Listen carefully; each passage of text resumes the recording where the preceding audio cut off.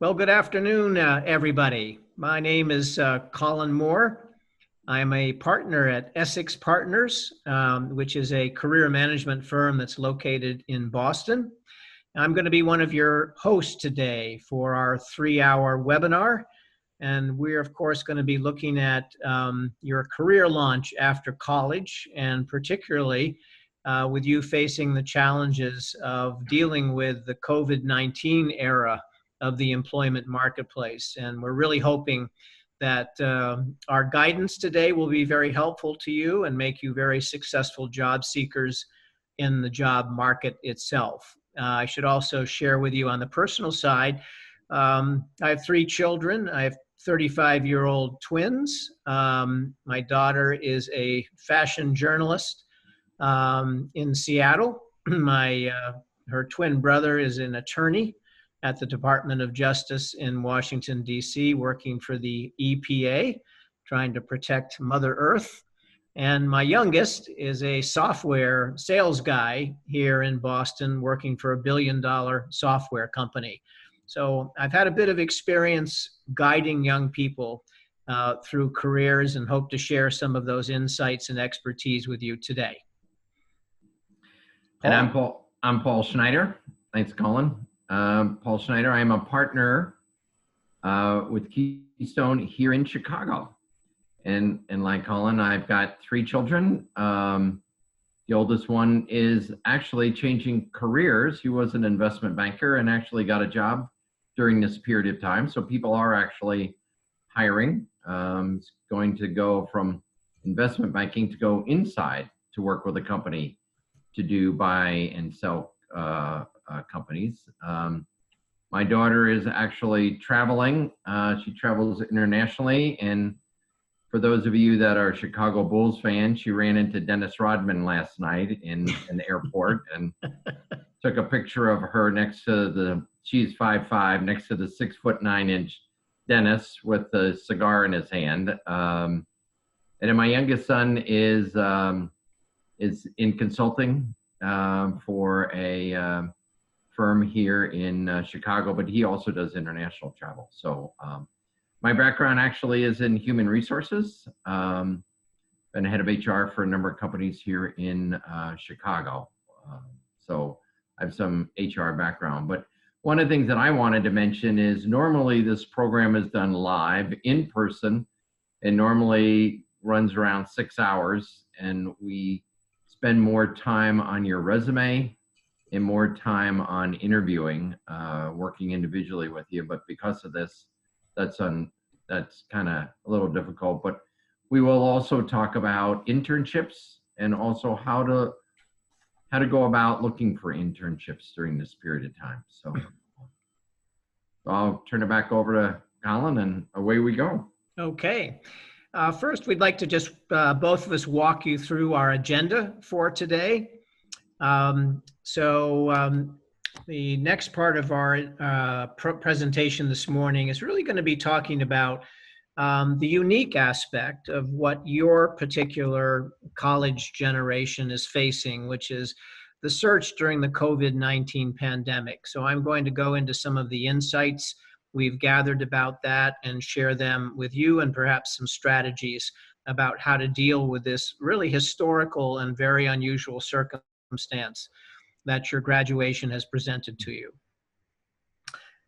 Also we're going to be talking about your personal brand and how to build that.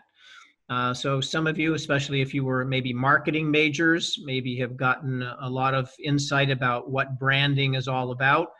We're going to help you understand in the job market, how do you as a person actually establish a brand, and how to build that brand over the course of not just this beginning of your career search, your first job search, but throughout really your career. You're going to need to be focused on how you develop your brand.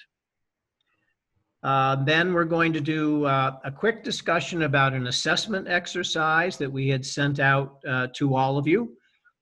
Something that was on a website, which we would certainly recommend as a great resource to anybody, even beginning their career, but even later in your career stages, ONET is a wonderful information resource that takes a look at the entire world of work and can give you a great deal of perspective when you're considering starting a career or when you're considering changing a career. And you can look at all kinds of job functions. It will tell you things about what's the educational credentials needed, what's the compensation looking like for it, what geographic parts of the country has robust hiring in those areas, other jobs that are similar to it. It even does a calculation as to whether that particular profession or function is on its way up in terms of demand or on its way down.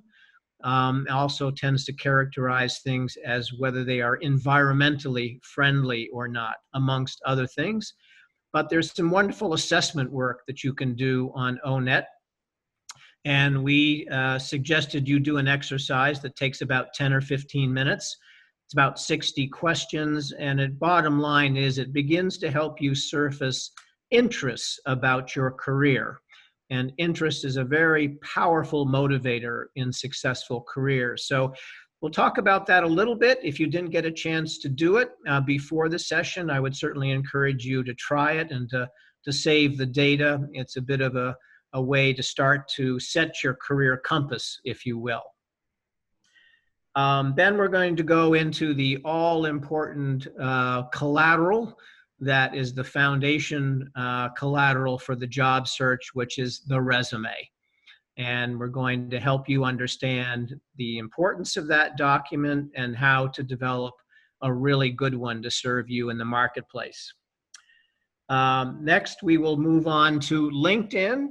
And I've been in the career management field for over 20 years at this point, and I can say without hesitation that one of the most disruptive and important and valuable changes in how people look for work and guide their careers has been the arrival of LinkedIn. And it's something that we're going to encourage you to get to know very well if you're not already familiar with it, and also to perhaps get more sophisticated about using it if you already are on LinkedIn as opposed to, say, Facebook or Twitter.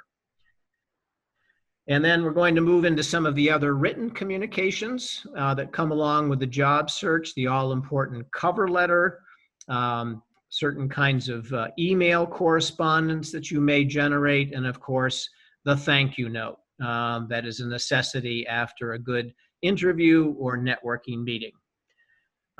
Next, we'll take a look at the three main marketing channels. So we mentioned you've got a brand. You are this unique human being looking for career opportunity in the marketplace. How do you get your brand out into the marketplace? And there are essentially three primary marketing channels that most people use, and we're going to talk about all three of those, and of course, which ones are the most effective for you to use.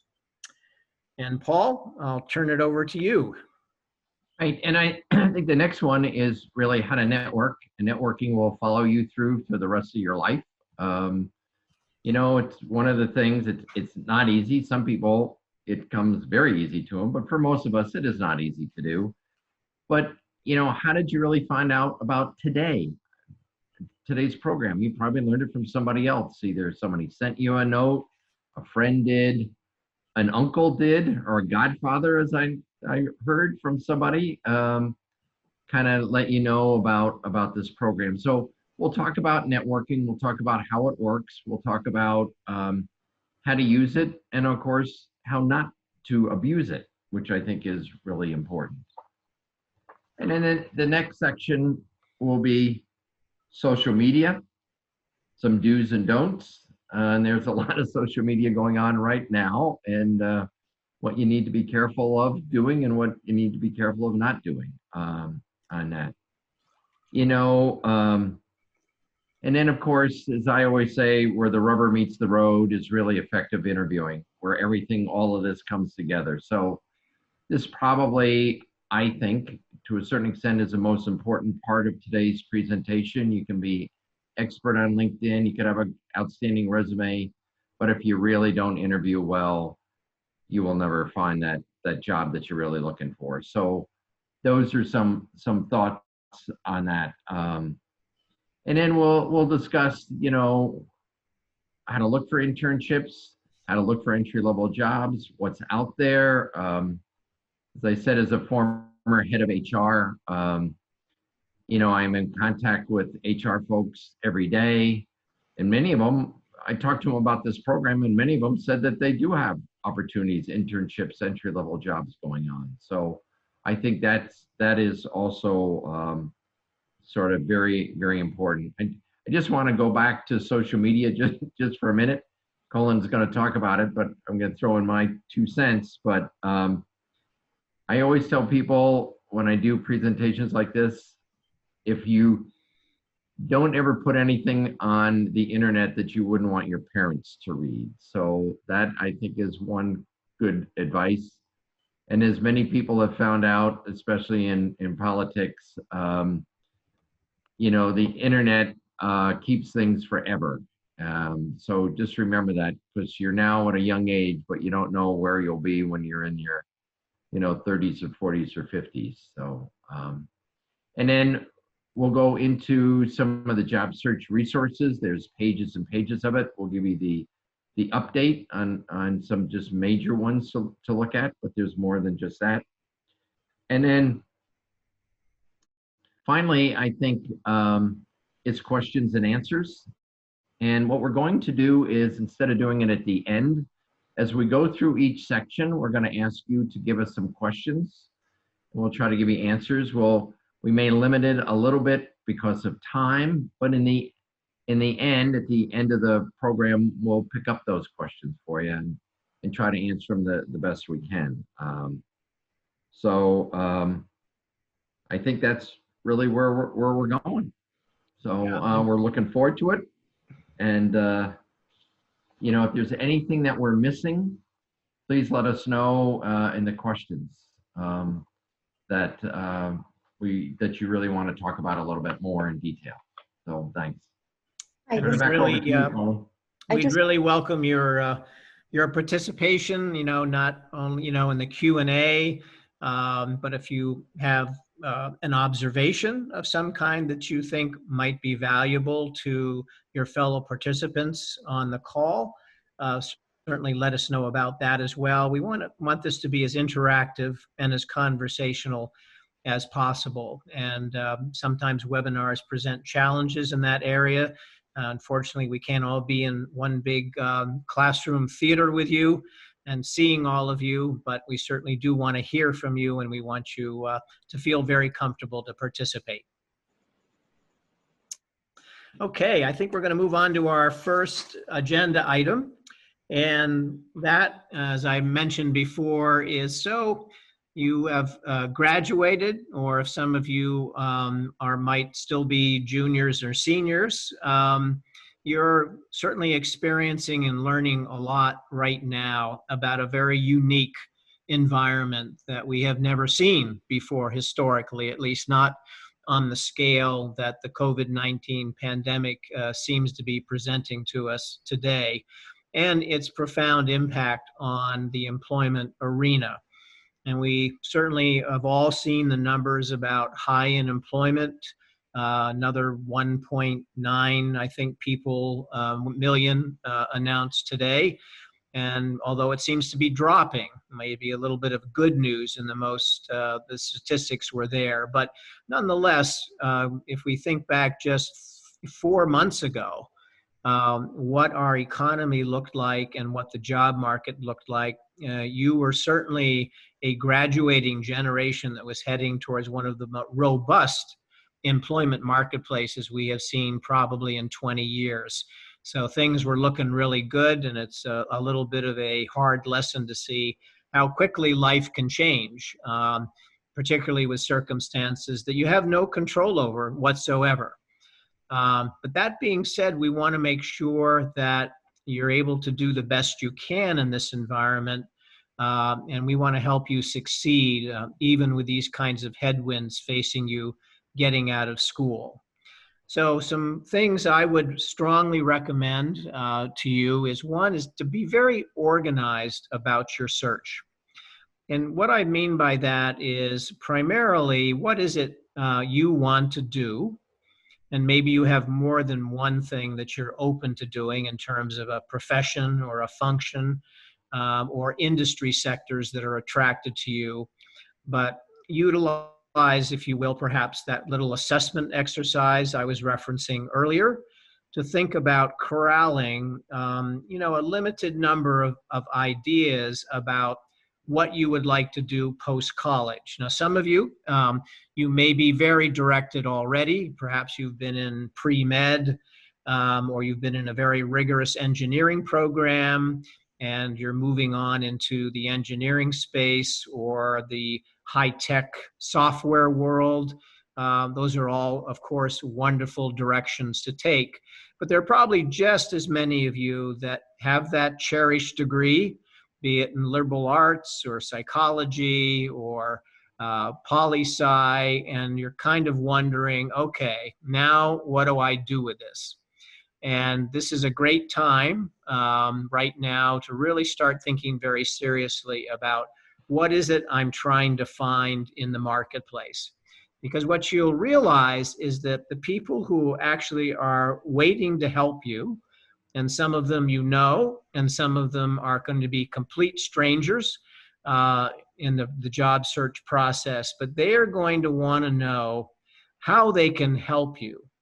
And two of the most classic questions that people tend to ask people, especially in networking meetings, is what are you looking for and how can I help you? And those are two very important questions for you to be thinking about as you get into those circumstances. And of course, when you actually start doing some interviewing, people are going to be asking you why you're particularly drawn to the job you've applied for. So stepping back right now and organizing a lot of that thought process, making sure that your preparation is complete, a good new resume that's current and accurate with all of your work and your college history on it, a LinkedIn profile that reflects that same information. Things updated so they're very, very current. Also, you're going to be looking at all of your social media as part of this. Your generation, to some degree, has not necessarily embraced LinkedIn as much as you have Instagram or Facebook or possibly Twitter. They all can have meaningful roles in the job search. Although I will tell you without hesitation, the real kingpin in terms of professional, career-focused social media is LinkedIn. And I've helped a lot of young people understand the necessity of transferring their social media activity from Facebook and Instagram into LinkedIn, because none of those other avenues of social media, as capable and as helpful as they can be, are as focused on the world of careers and work as LinkedIn is. And so the more you learn about LinkedIn and how to leverage all of its incredible capabilities and what your brand looks like on LinkedIn, the more momentum your job search is going to have. Also, a very quick proviso, as Paul mentioned earlier, this is a good time to look at all of your existing social media and to make sure that there is nothing there that's going to hurt you in the marketplace. And that generally comes down to checking for inappropriate photos, language, videos that may be out there that perhaps at the time you or a friend posted them was an amusing follow-up to a social event of some sort. But what you realize very quickly in the job market is that hiring entities, whether they be companies or recruiting firms, when they're starting to look at a candidate for a job, especially a younger candidate, a 20-something, they are indeed going to check out your social media presence, and you don't want them to find anything that's going to be embarrassing for you. So it's a very important transformational shift from thinking about social media as socially enabling you and staying in touch with friends to a job search function that needs to be very professional, needs to be very complimentary about who you are, needs to be very clear about who you want to be in the world of work. And that's what you want people to find when they start Googling you, to see what you're all about beyond the resume you may have given them. And they will do this. Hiring savvy organizations make very good use of social media to vet candidates. And there's endless stories about people that forgot about some particular photo that's out there, particularly on Facebook is one of the biggest violators. That's not going to do you much good if somebody in an HR department or a hiring manager sees that particular photo. So time to do some scrubbing in that regard and get rid of anything that's embarrassing or offensive to you and your brand. You also want to, in terms of the organizational piece of things, be really thinking about one of the greatest tools your generation has, which is the internet. And how am I going to use that most effectively? So because of my generation, I've actually experienced job search and career transitions both pre-internet and post-internet. And I can tell you the new world of the internet and how that changes so quickly and introduces new functionality, new disruptions, has made a lot of things much easier. But it's also requiring a greater level of sophistication on the part of the job seeker to make sure that you are leveraging these wonderful technology tools in the best way possible. So you want to be looking at the job boards, which has been with us for a long time since Monster.com arrived, maybe 15 years ago, with their revolutionary concept of posting jobs online instead of in the newspaper. And there are lots of job boards out there. My guidance to you about job boards would be you don't need to be on all of them. You need to be on a few of the right ones. And I would call out very quickly, LinkedIn is really becoming, again, the primary hiring job board for many, many industries. It's, of course, a lot more than a job posting environment. It has a lot more depth and sophistication and capabilities than just applying for jobs. But that definitely needs to be in your toolkit. Another one that's very popular with many of my clients is Indeed.com. So that is one of the aggregators, as they call it. So what Indeed does is it's not just one job board.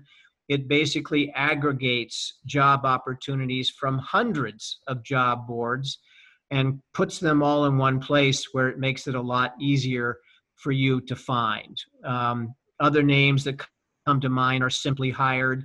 Monster is still out there, but I think they're pretty much in the rear view mirror in terms of the industry right now. So make the right selections, and you can't lose if LinkedIn and Indeed are two of those that you select to get good at using and to make sure your resumes are there to be found and that you have a really strong LinkedIn profile. And we're going to talk a lot more about that LinkedIn profile a little bit later on. We've mentioned networking, and we're going to talk a lot more about networking during our webinar. But what do you want to begin doing right now, if you will? Preparation work is to start to make a list of who is really in your network right now. And what we tend to find is people initially sometimes take a very myopic viewpoint on who's in their network. They think of their close friends and maybe a bit of their family circle. And one thing I'm going to encourage you to start thinking about is you actually have much broader networks than those that are most familiar to you. And just as a guideline along those ways, the university, the college you are just about to leave is a good place to take a look at perhaps untapped networking resources you haven't realized. You certainly have your roommates, you have perhaps fraternity or sorority members, you have teammates perhaps on sports that you participated on. But beyond that, you actually have broader networks. You have the faculty that is there, the professors that perhaps were your favorites, that perhaps even became mentors of yours, and an all-important group within the college university community, alumni.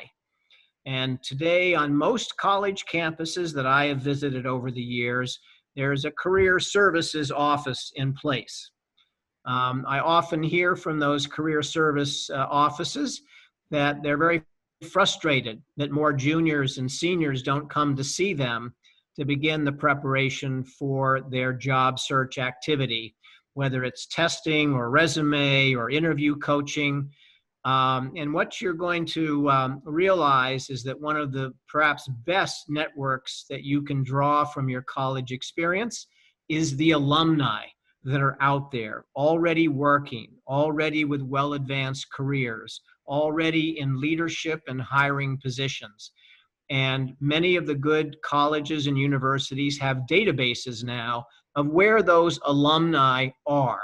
And they have the permission to help guide students towards networking opportunities with those alumni, possible internships, possible full-time positions. So you really ought to stop into career services and make sure you've got a very good idea about what resources they have to offer there and take full advantage of them, because it's a great way to start kickstarting your job search.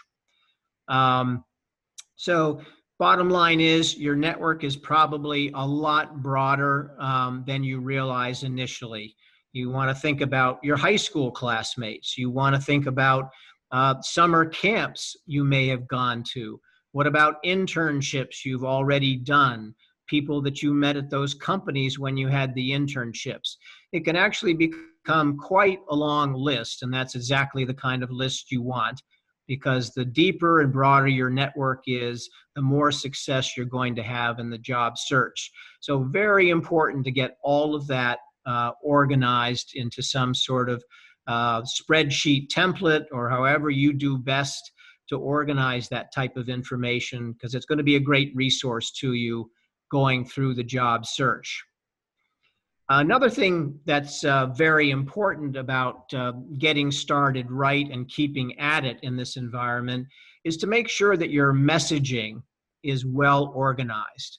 And we're certainly going to talk more about that in the webinar as well, because messaging is a fully integrated function of your job search, whether it's your resume, the emails you're writing, your LinkedIn profile, if you have a personal website, and of course, when you get into the interpersonal dynamics of networking and interviewing, what are you saying to people when you are in front of them about who you are, what your interests are, what you believe your credentials are, where you want to go in your career. These are all parts of your messaging, and it needs to be very well organized, and it's a big part of having a clear and convincing and attractive brand in the marketplace that will really help distinguish you from all of your competition out there. I can't tell you the number of conversations I've had over the years where a friend of my family perhaps has said, would you mind having a conversation with my son or daughter? They recently graduated from college and they don't seem to be getting very much traction. Inevitably, I usually am able to diagnose one or two identifiable problems in the fact that that individual is not getting a lot of traction. Number one is they don't really know what they're looking for. They're being too broad, giving messaging that says they're willing to try just about anything. They don't have a resume that reflects well on their background and academic history. And so they're really not sure what they're looking for, and they're conveying that uncertainty to anybody they talk to.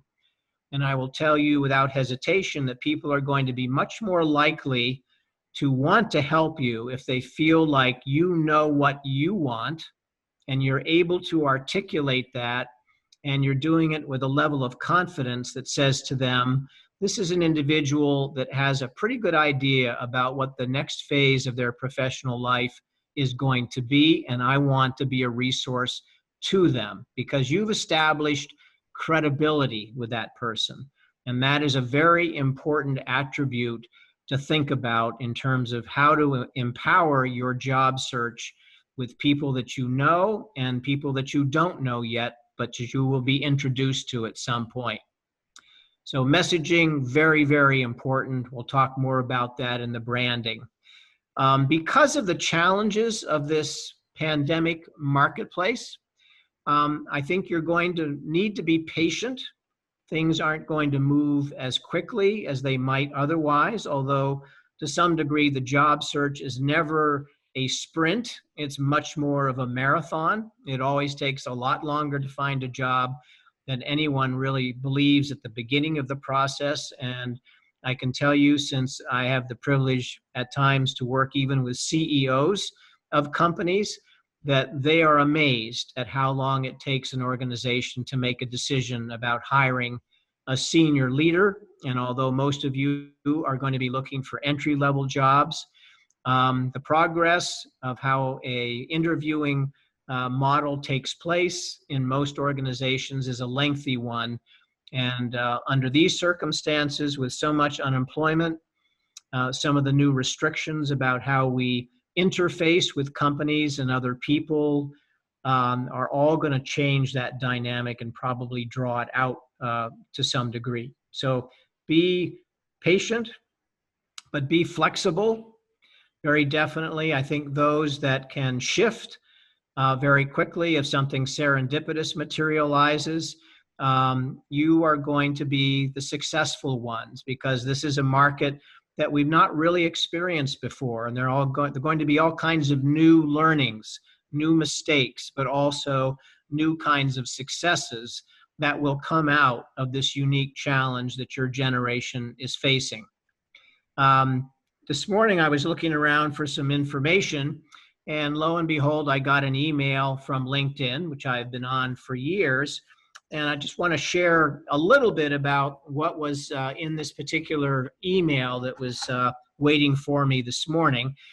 The heading was LinkedIn's 2020 Grad's Guide to Getting Hired. So they actually have now a section within LinkedIn with that heading for you to access. And they did a very quick summarization of sort of what was going on in some industries and job statistics, given that we've heard so much bad news about all the jobs that are being lost. So let me share a little bit of that information with you. They called out 5 top industries where there's a great deal of hiring going on right now. Number 1 was healthcare. Number 2 was retail. Number 3 was transportation and logistics. Number 4 was recreation and travel. And number 5 was software and IT services. And just to give you a sense, even with all of this dire information about unemployment rising out there, they had some statistics about how many jobs are available in these various sectors right now. In healthcare, 185,000. In retail, 170,000. Transportation, 135,000. Recreation, 125,000. Software and IT, 110,000 jobs. So there you go right there. We're talking well over 500,000 opportunities that are known opportunities. That's the obvious job market. We know, Paul and I, from our experience, that when you look at the job market, it's a bit like an iceberg, if you will.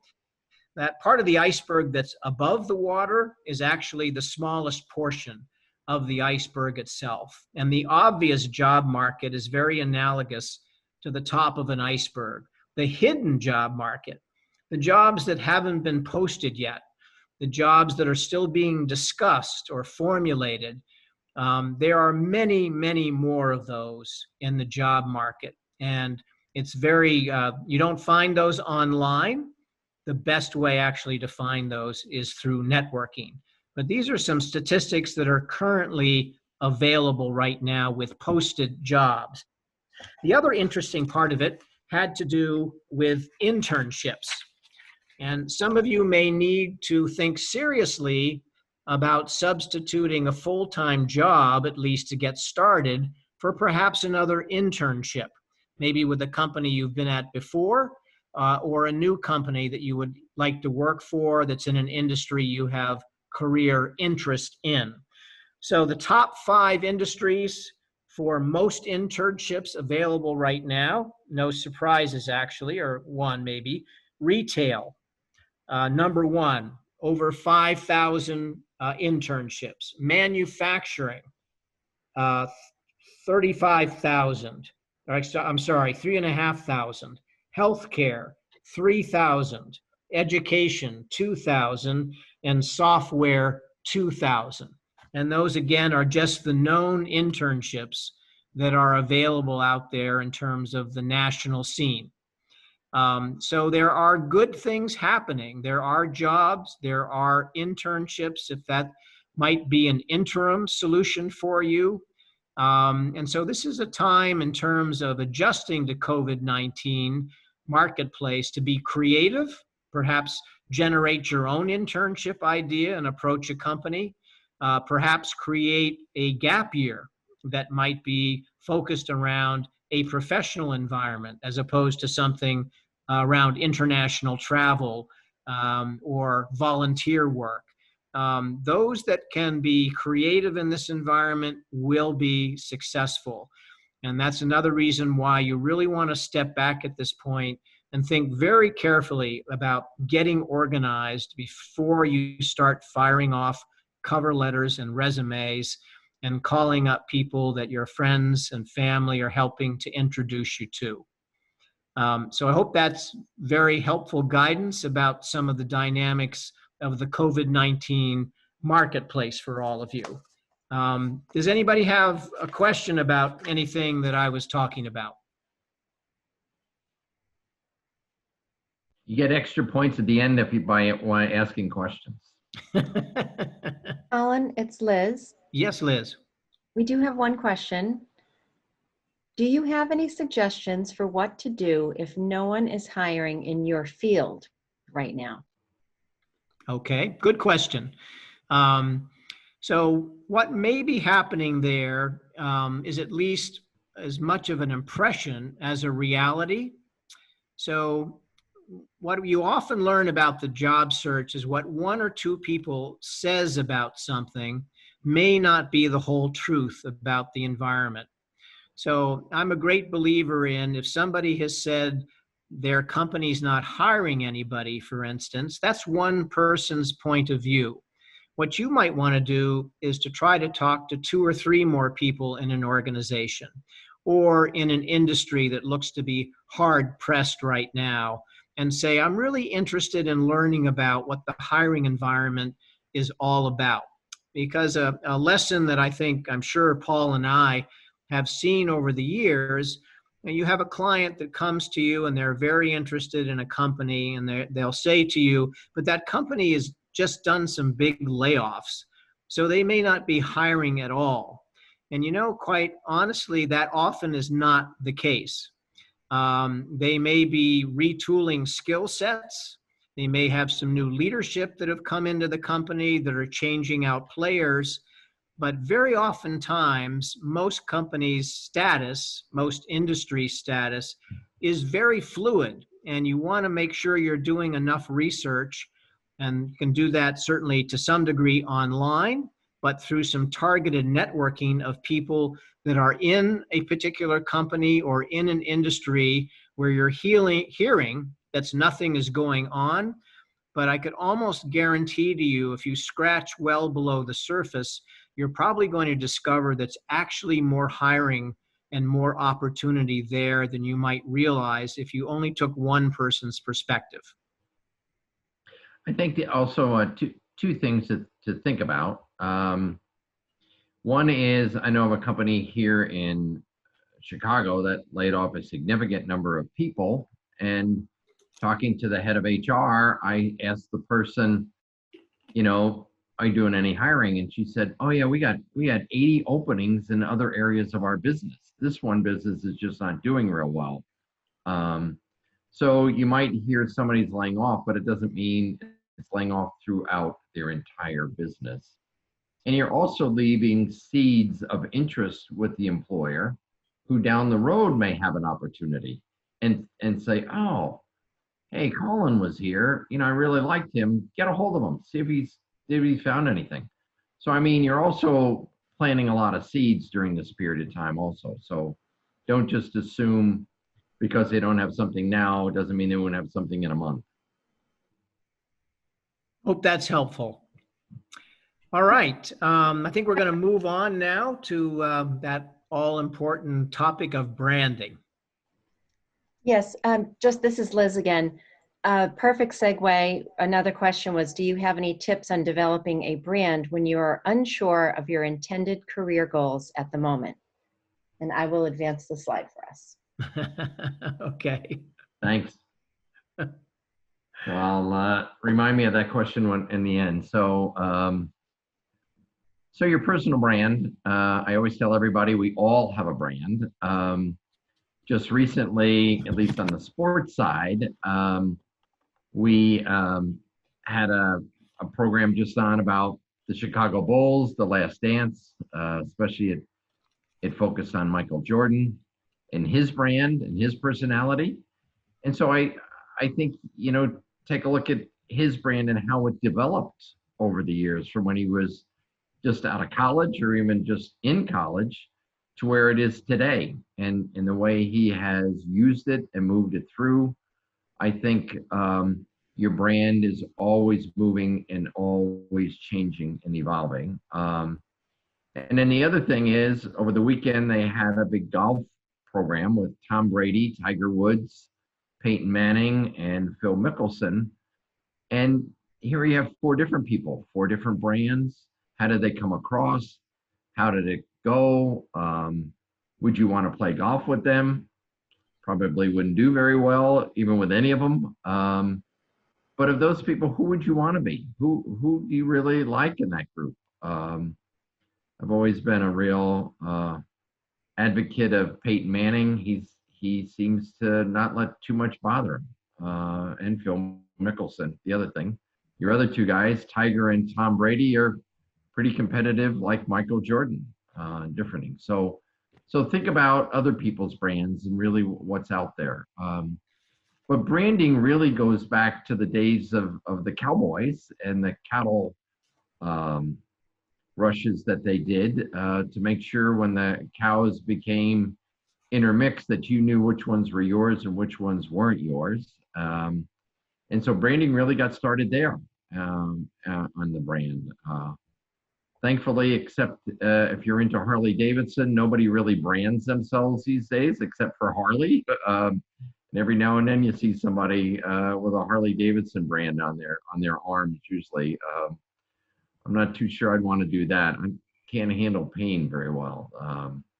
But kind of take a look at the 5 different brands that we have there and kind of think about what do each one evoke to you, and they want to evoke emotions that and they want you to think about them in a different way, all different ways. And the same thing will be about you. People will look at you as a distinct brand. What are you known about? Brands can change, as Apple did, especially, and even Starbucks. Starbucks started just as a coffee shop. Apple really started as really more of just a computer by itself. It didn't get into everything else that they're getting in. So you can move your brand. and move it to the better. So I always say branding is what people say about you when you leave the room. Um, Everybody's pretty, especially in the Midwest, everybody's very nice to everyone until somebody leaves, and then you get to know what people think about you. So that's really kind of important on branding. Networking is very similar, and so you really want to develop a good brand now and in the future. I talk about how it helps define who you are, what do people think about you, and really, you know, why they want to help you or why they want to work with you. I think that's really it. Here in Chicago, a number of us talk about people who are givers and takers. Um, a taker is the person that only calls you or contacts you when they need something, not just a job, anything, advice or whatever. And then you never hear from them anymore. And then you never hear from them when you call them and ask them for information. And that's a brand. And there are people who have those brands. And then those who are givers that are always there to help you out when you need them. And those are really the people that you really want to really work with and want to be part of your team. So keep that involved with the with your brand. The other part of the brand on the next slide is that we've talked a little bit about your brand will change as you mature. You'll have more control. People will look at you differently. I think if you go back to sports again, I think Kobe Bryant was kind of a difficult basketball player when he first started out. He thought he was better than everybody and anybody. And as he matured and as he became more self-confident of himself, he really changed. I mean, he wrote books, he did other things. Sad about the way he passed away, but I mean, he really changed his brand. So you can see people and you can change your brand as you get older. It's pretty important that you take a look at it. I've had people that have work brands inside a company and outside that they're two entirely different people, and you may find that out that somebody you work with is like, man, I can't figure them out. But boy, when we go outside work, it's really a good person. And so, you have to understand, people don't always understand what their brands are, or they want to have two different personas. So an inside work brand and an outside work brand is sometimes you will find that out, and people will have a difficult time understanding it. And then let's talk a little bit about observing people who you admire. And kind of, I always look at people that think, talk about Peyton Manning or some of these other sports people, what sets them apart from their other colleagues?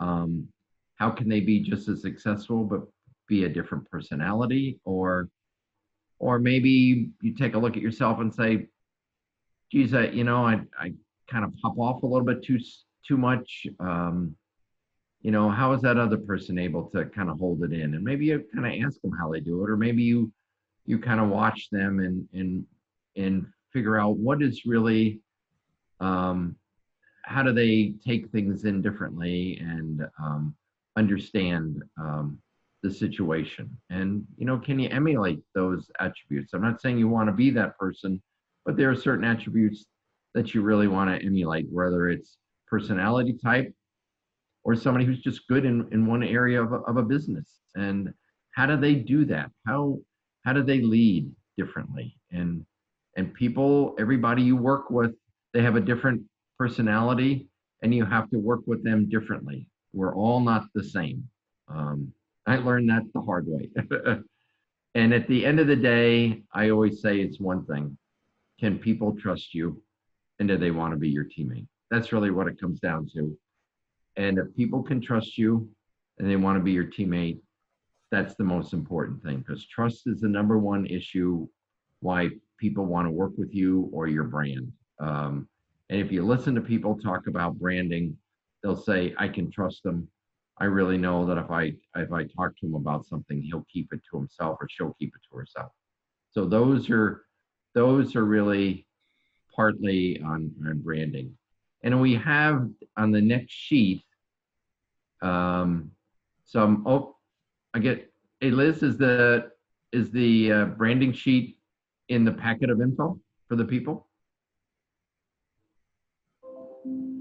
Oh, Sorry, it took me a minute to get myself off of mute. okay. Is the branding information in the packet of information, or will we be able to show it?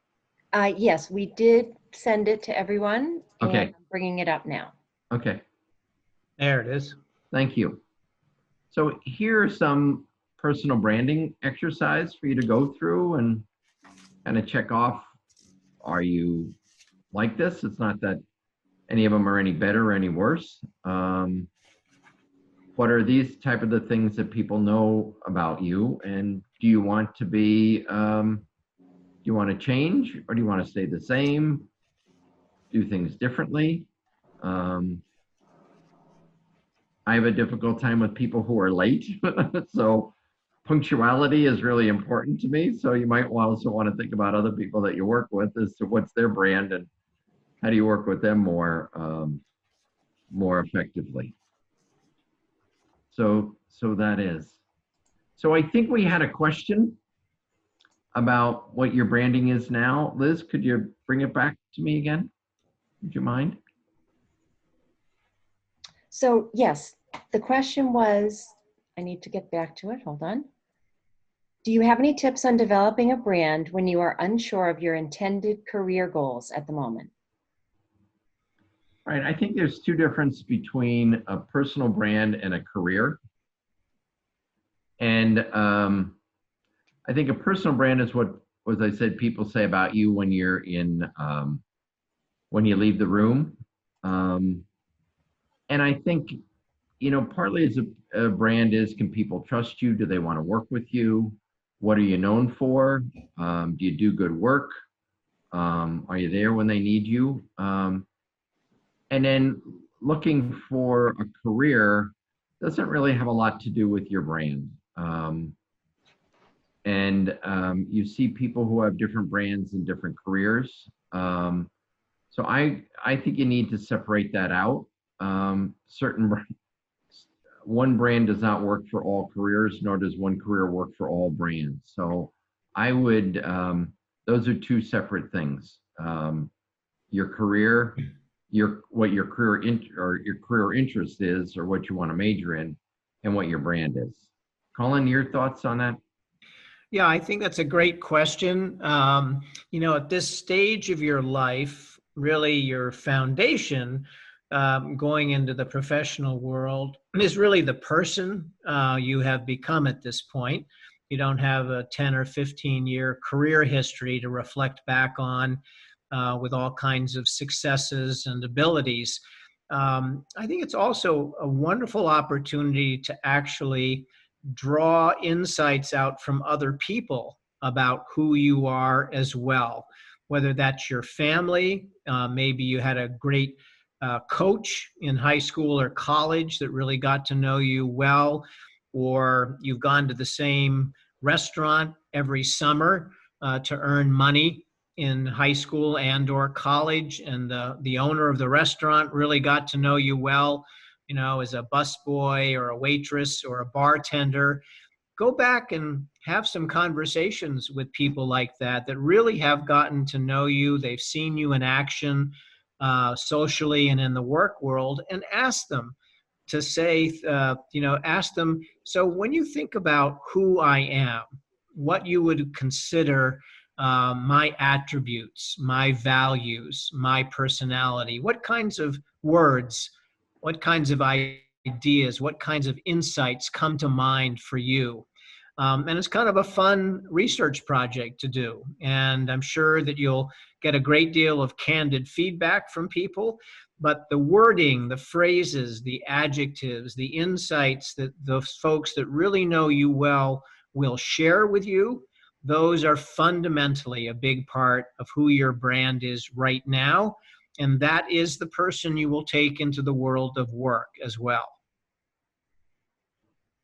Are there questions, Liz, for us?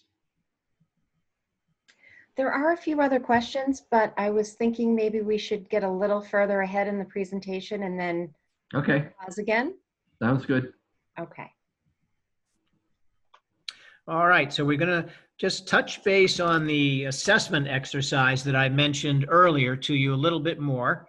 And this is on one of the job search resource sites that I will certainly recommend to all of you. ONET is what it's called, and it is an enormous arena of information for you to capitalize on. And oh, by the way, it's free as well, which is great.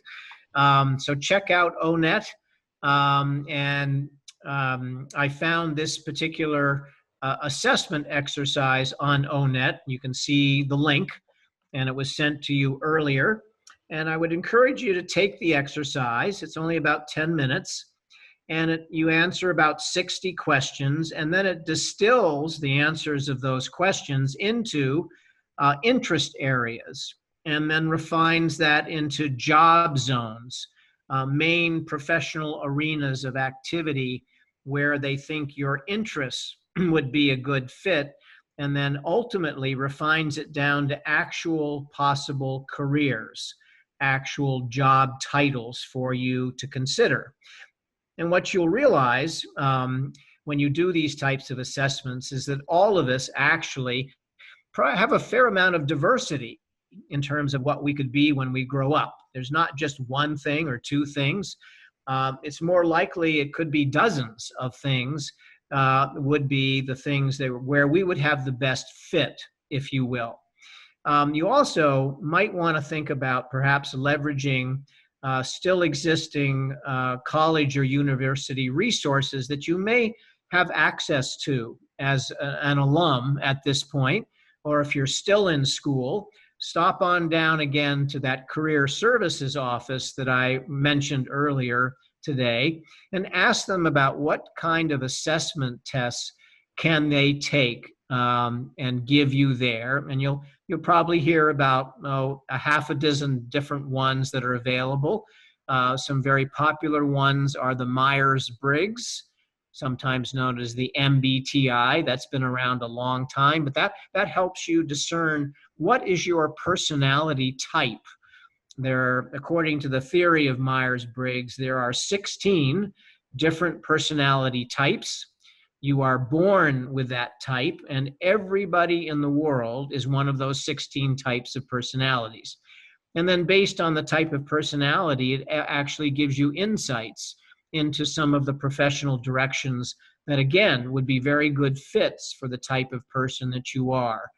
The Strong Interest Survey is another one. The assessment in ONET is a derivation of that. And that really helps you to understand your interests in the world of work. And I can't emphasize enough that I think part of really great career success for people is doing something that they are really interested in. There's a very old saying that goes, find something that you love to do and you'll never work a day in your life.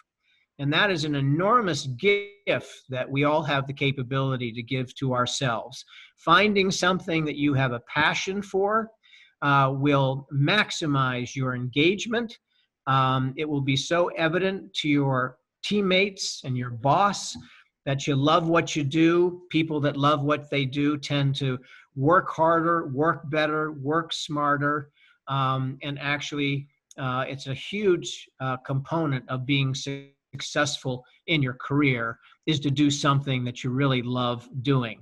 So these assessment tests are available in most career services office. You can also find some of them online where there may be a small fee to take them, but would encourage you as part of that organizational effort we were talking about earlier, getting ready for your job search. Do a little of this activity. This is very, very helpful to begin to, as I like to say, start to get your career compass directed in the right direction. You don't have to go it alone or stumble along and just try things out without any kind of guidance, because these types of tools have existed for a very long time. And most of you, I hope some of you took advantage of them while you were in school, but it may not be too late for you to swing by that career services office again and ask them if you could do a little testing.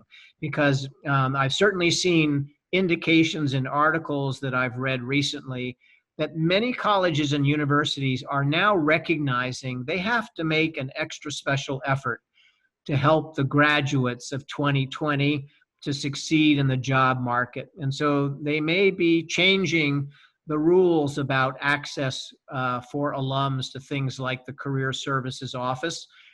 So look at that as a very potential valuable resource you could capitalize on, not just necessarily for the assessment, but also, I mentioned earlier, that database of alumni that could be an enormous network for you to tap into for your job search is probably also resident through that office.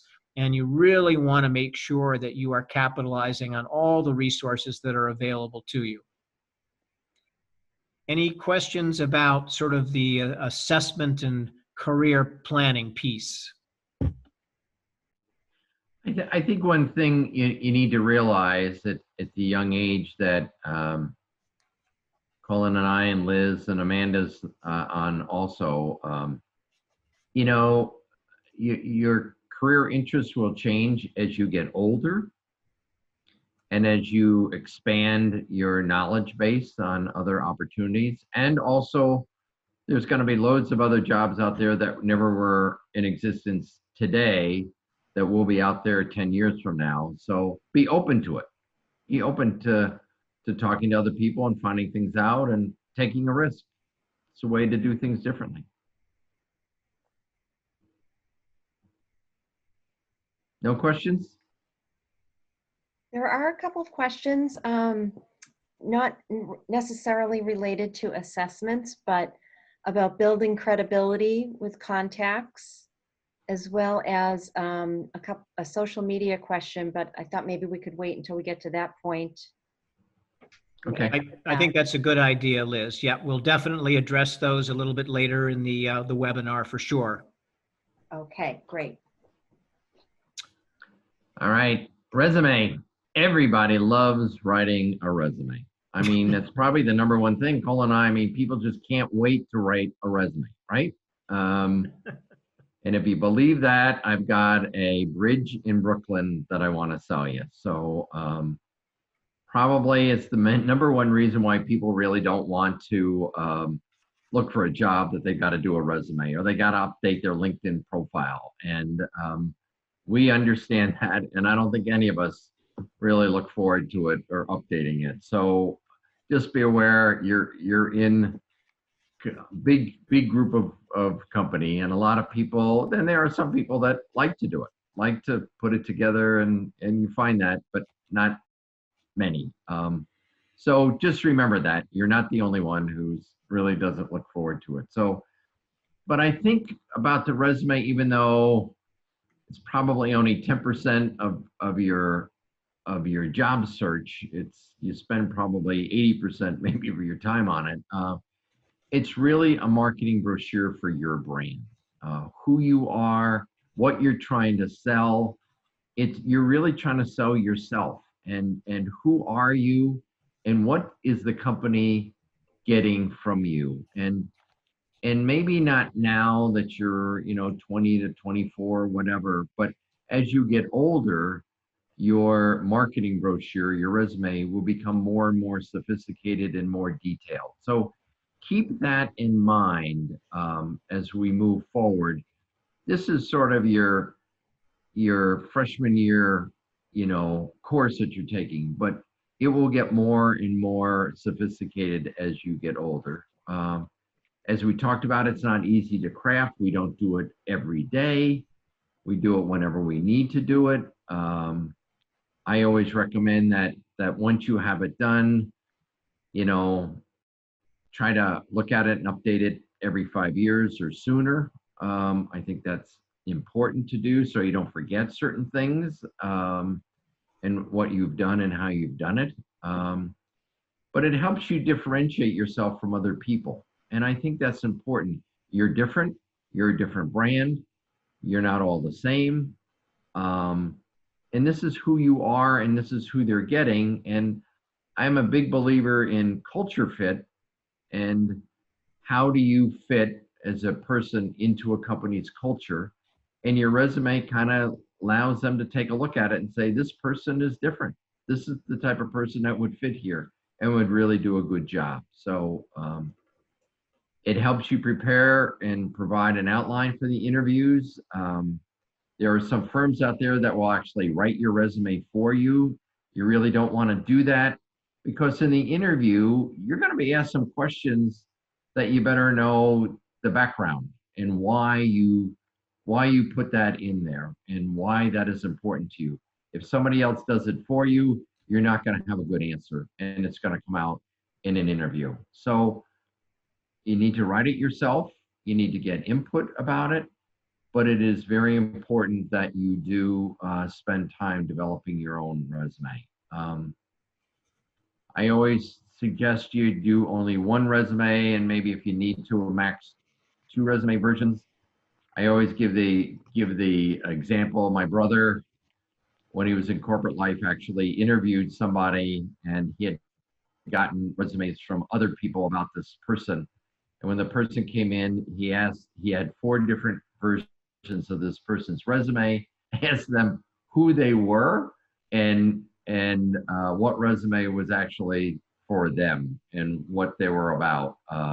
So you want to be careful that if you have too many resumes, they're going to cross in the internet, and people won't know who you are and probably toss you aside because you can't figure out who it is. So we'll get talking about letters and responding to jobs. And I always recommend that you use that more so than your resume for responding to open positions. So, but it's hard enough to do one resume. I don't really recommend that you do more than one, but 2 at the most if you feel you really need to break it out differently. I've really found when doing resumes that you solicit feedback from your friends and mentors and family about what you write and what you said about yourself for a number of reasons. They remember things that you probably forgot. They're able to say to you, I don't understand what you're saying. Can you give me some example, or write it differently, or let me write it differently for you. I also think people get into jargon, their business jargon, especially technology people or engineers, and you got to remember the majority of people initially looking at your resume don't understand those terms. And so by having other people looking at it, they can say to you, I don't understand. What is this? What does ABC mean? And, and you say, oh, it means this. Okay, well then write it out. And you can always put it in parentheses, ABC, but that's important. And I think also soliciting their feedback, you can ask them, what do you think? Does it make sense? Is it who I am? What is my brand? What is my market? And this is important. And your friends, far and away, maybe sometimes give you too much feedback, but it's important that you ask other people to look at it, because you want other people to give you feedback as to who you are, what did you forget, and I will be talking about making sure you don't have any grammar or typo mistakes. So that's part of looking at a resume. The other thing on a resume doesn't really have much to do with the resume, but when people do call you, you will have your cell phone on the resume. But when people do call you, I always recommend, at least in the job search process, that you actually put your name. This is Paul Schneider. I'm not here right now. Please leave a message and I'll get back to you right away. If it says the the person 630-240-0202 is not here right now. Please leave a message. Sometimes when you're interviewing people or calling or making appointments, you think, is this the right person that I'm calling, or am I leaving the wrong message? So at least during the interview process, please really put your name on there and a little message, and make sure it sounds professional. I even had to do that with my youngest son, who said, "Hi, this is Mike, leave a message," when he was out looking for a job. And I had talked to him about, it's Michael Schneider, please leave a message. So kind of keep that in mind when you're doing a resume or even on your phone. So Liz? All right. So let's take a look at principle of a strong resume. We'll talk about it.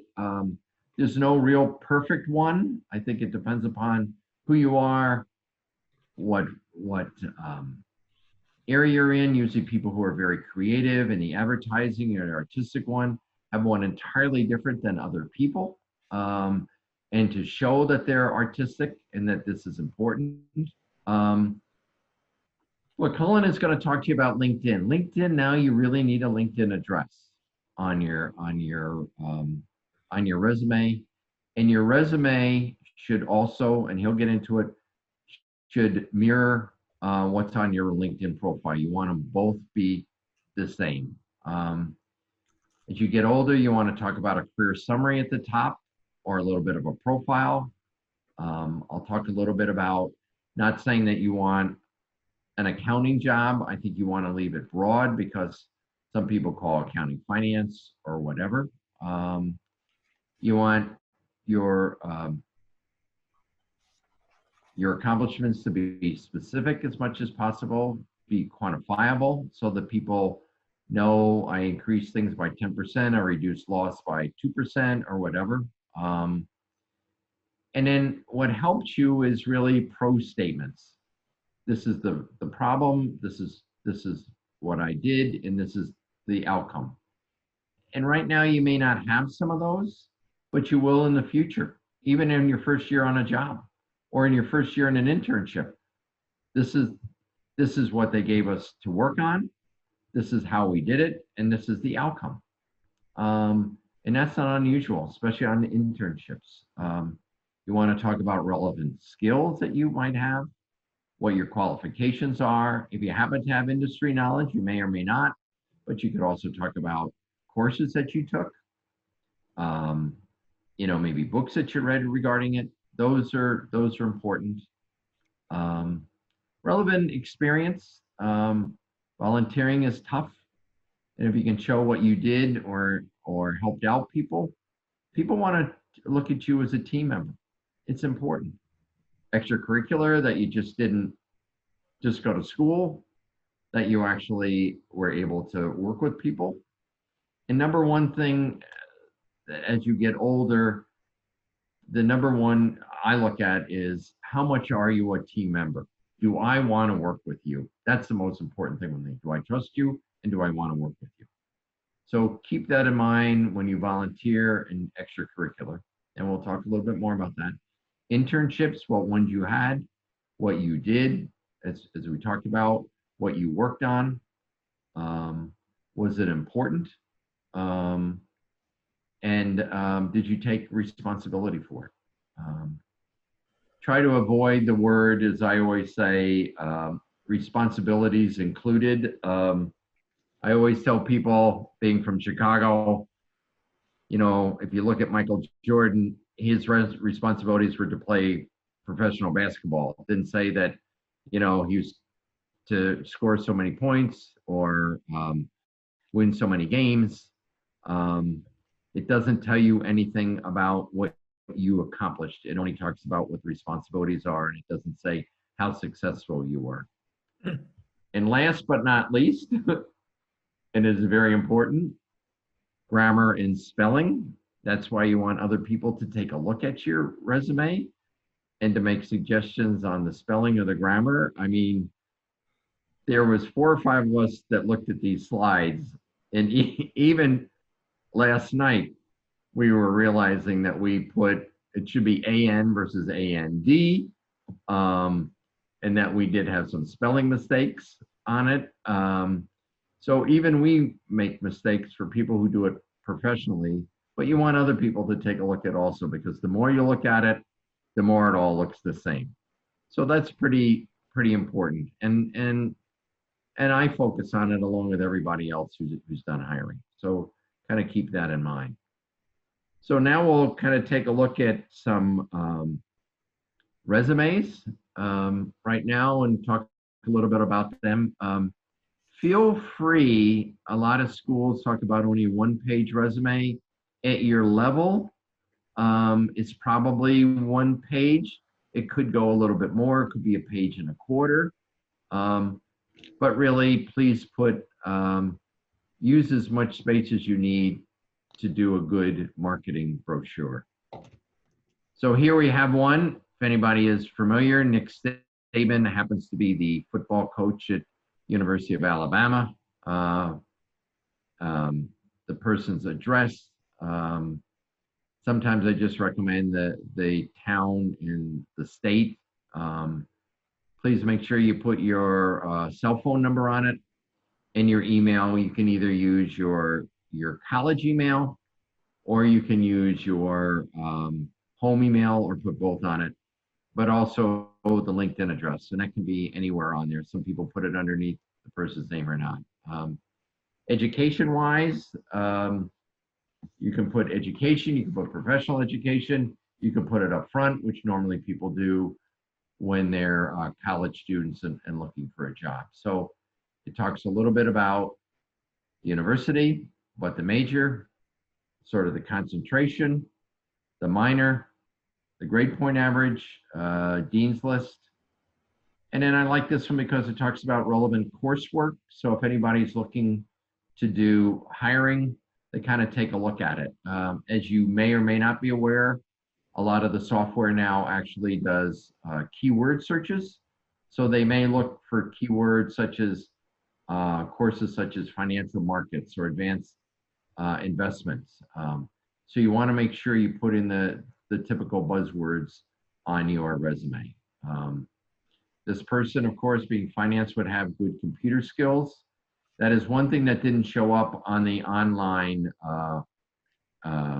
career thing that I just did. Was it said to stay away from technology for me. So I wouldn't be putting a lot of computer skills on there. So just be aware of it. Leadership experience, what the person did, helped out people, it kind of gives you numbers. Supervised study hours for 250 members. Doesn't say for members. You want to do that. And then did some audit work at a hospice. Talked about transforming, good word, company brochure, analyzing pre-test and post-test findings. Doesn't really say. I might have wanted to talk to the person about what the results of the pre-test and post-test findings were, but it talked about what they did. And then they talked finally about the brochure and increase the viewer satisfaction by 200%. Numbers are very important in a resume. Please keep that in mind.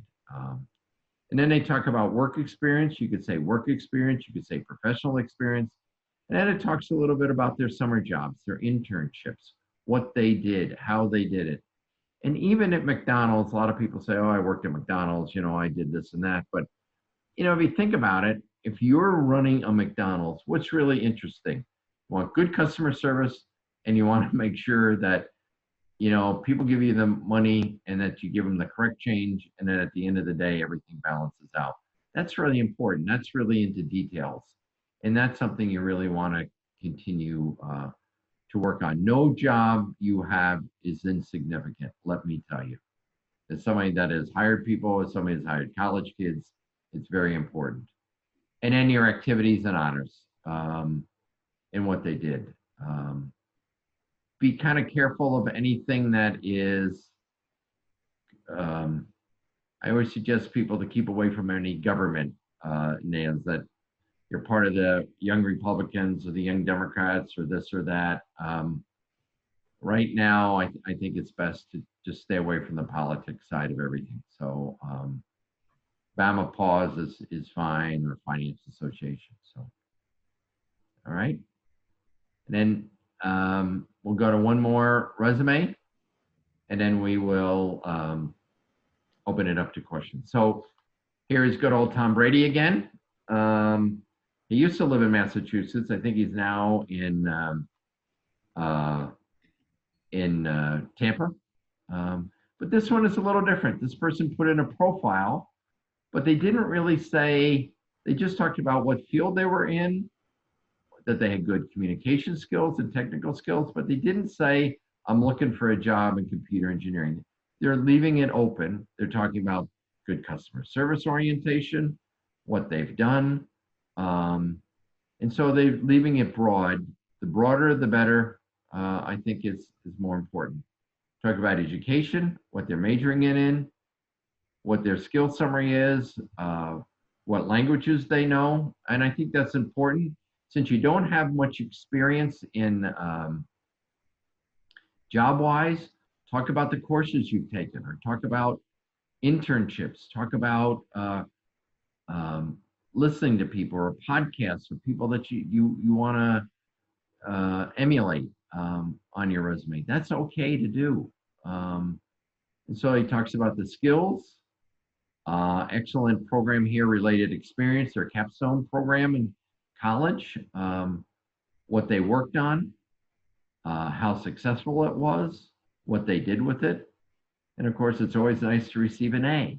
I think that's important. So keep that in mind. A lot of times with capstones, you go outside, you work with businesses, you make decisions, and then you come back and you work with the company or the people and tell them what you found. So it's a good grade.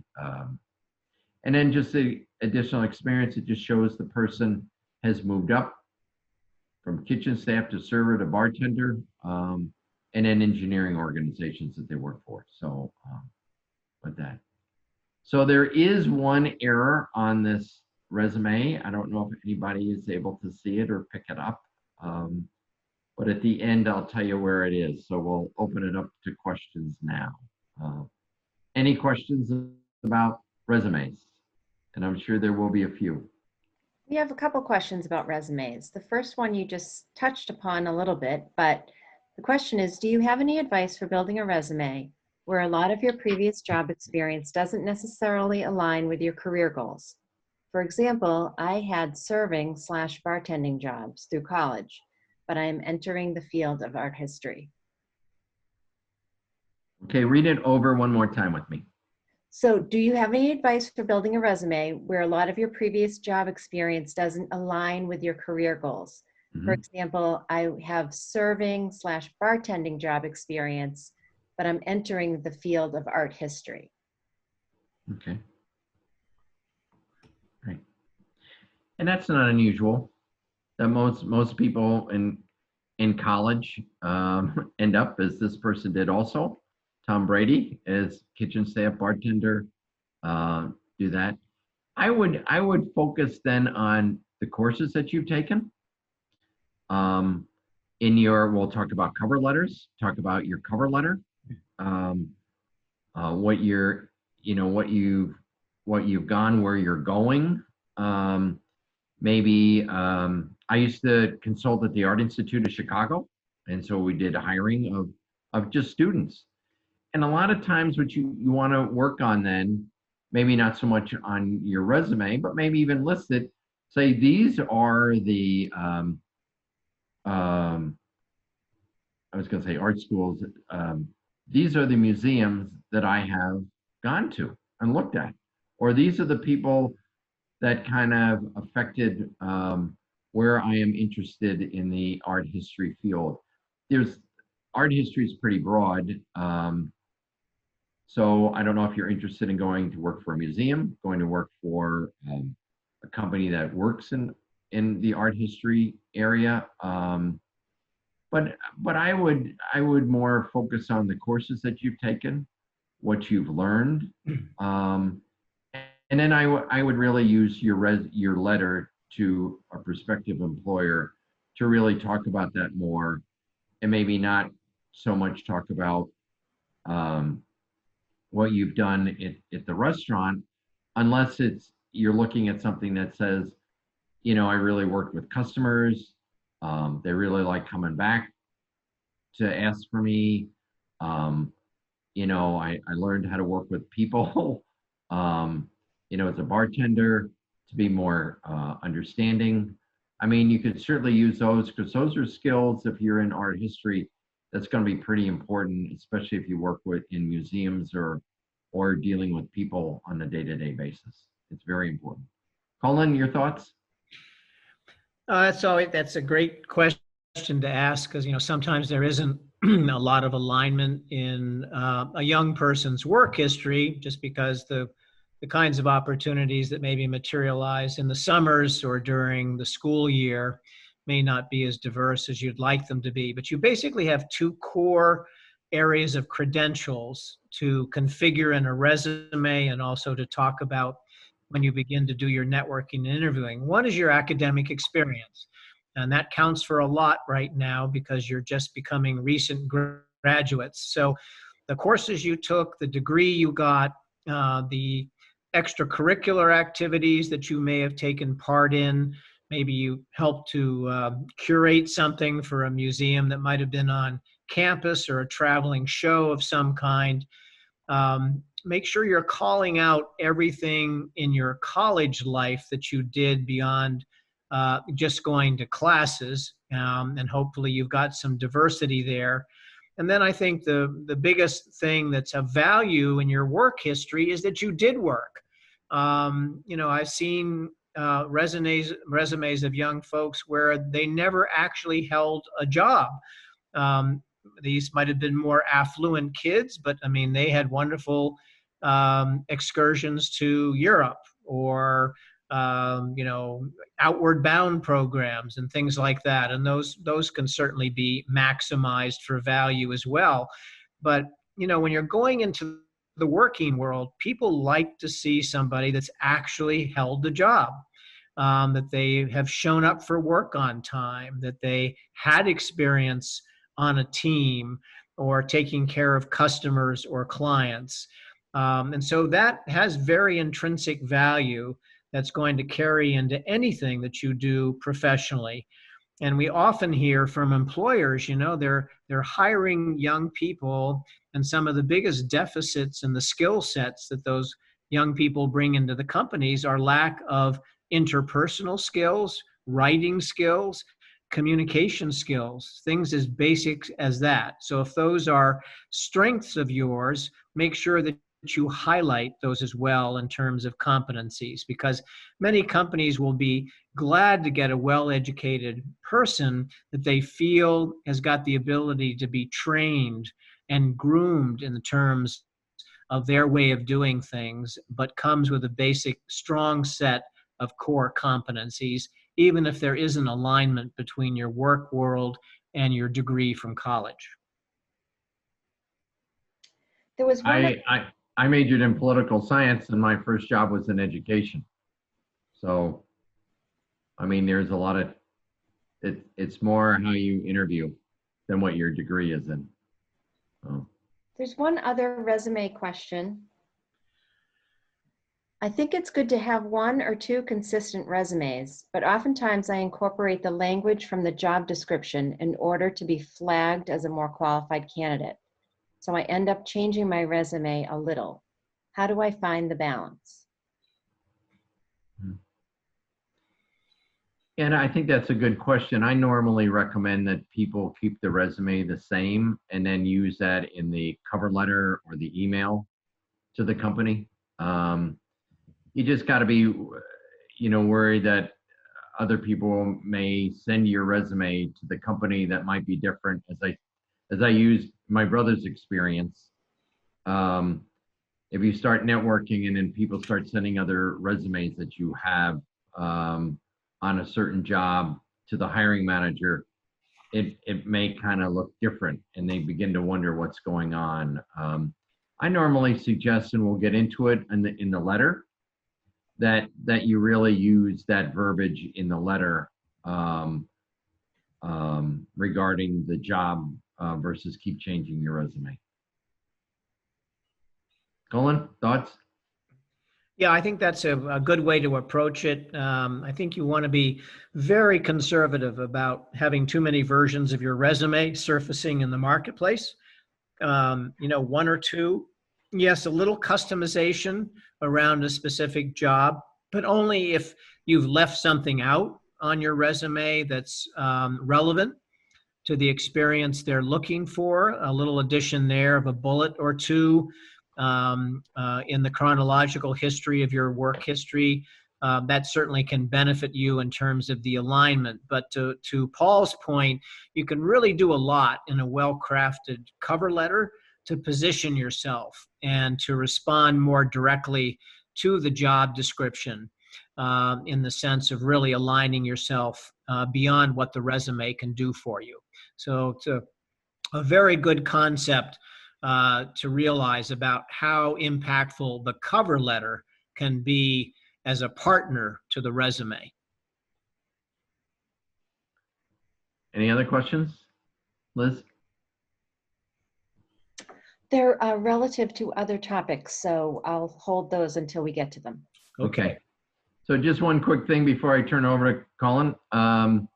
The J in Thomas J. Brady is the wrong font.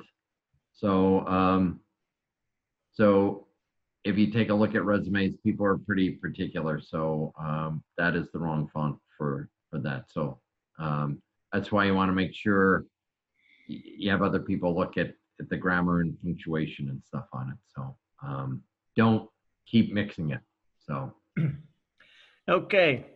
So we're moving on to LinkedIn. That's a favorite topic of mine. And I can't emphasize enough the importance of you embracing this particular presence on the internet and using it to its fullest extent. So LinkedIn has really established itself as one of the main gateways to job opportunity and successful careers. But is now owned by Microsoft. They have very deep pockets.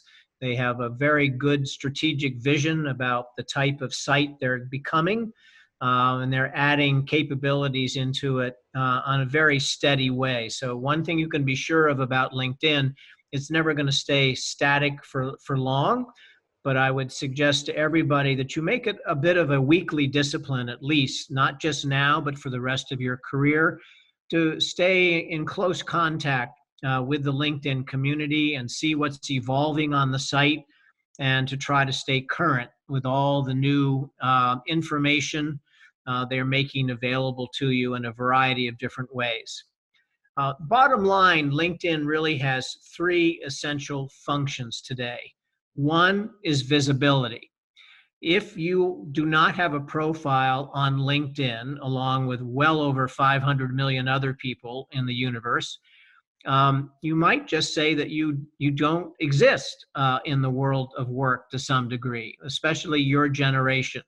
No one can really find you the way they can find you on LinkedIn if you have a well-crafted LinkedIn profile that, of course, mirrors the new resume you're going to develop. So there, as Paul had mentioned earlier, there should be synergy between your resume and your LinkedIn profile, because that is what everybody is looking for. LinkedIn is a favorite amongst hiring managers, HR professionals, recruiters. When they're looking to build a candidate pool, one of the first places they go to is LinkedIn. So everybody should be in LinkedIn. A second aspect of it is research. It's becoming an enormously effective way to learn a lot of different things.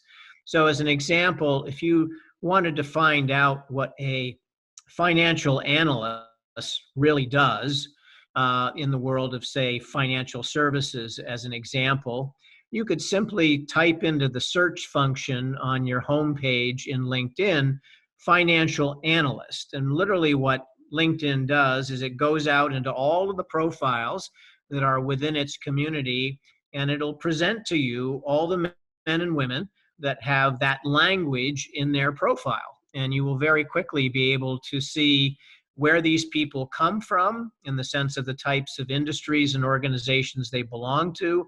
The better profiles will tell you a lot about the job responsibilities, what are the kinds of achievements people strive for in these roles.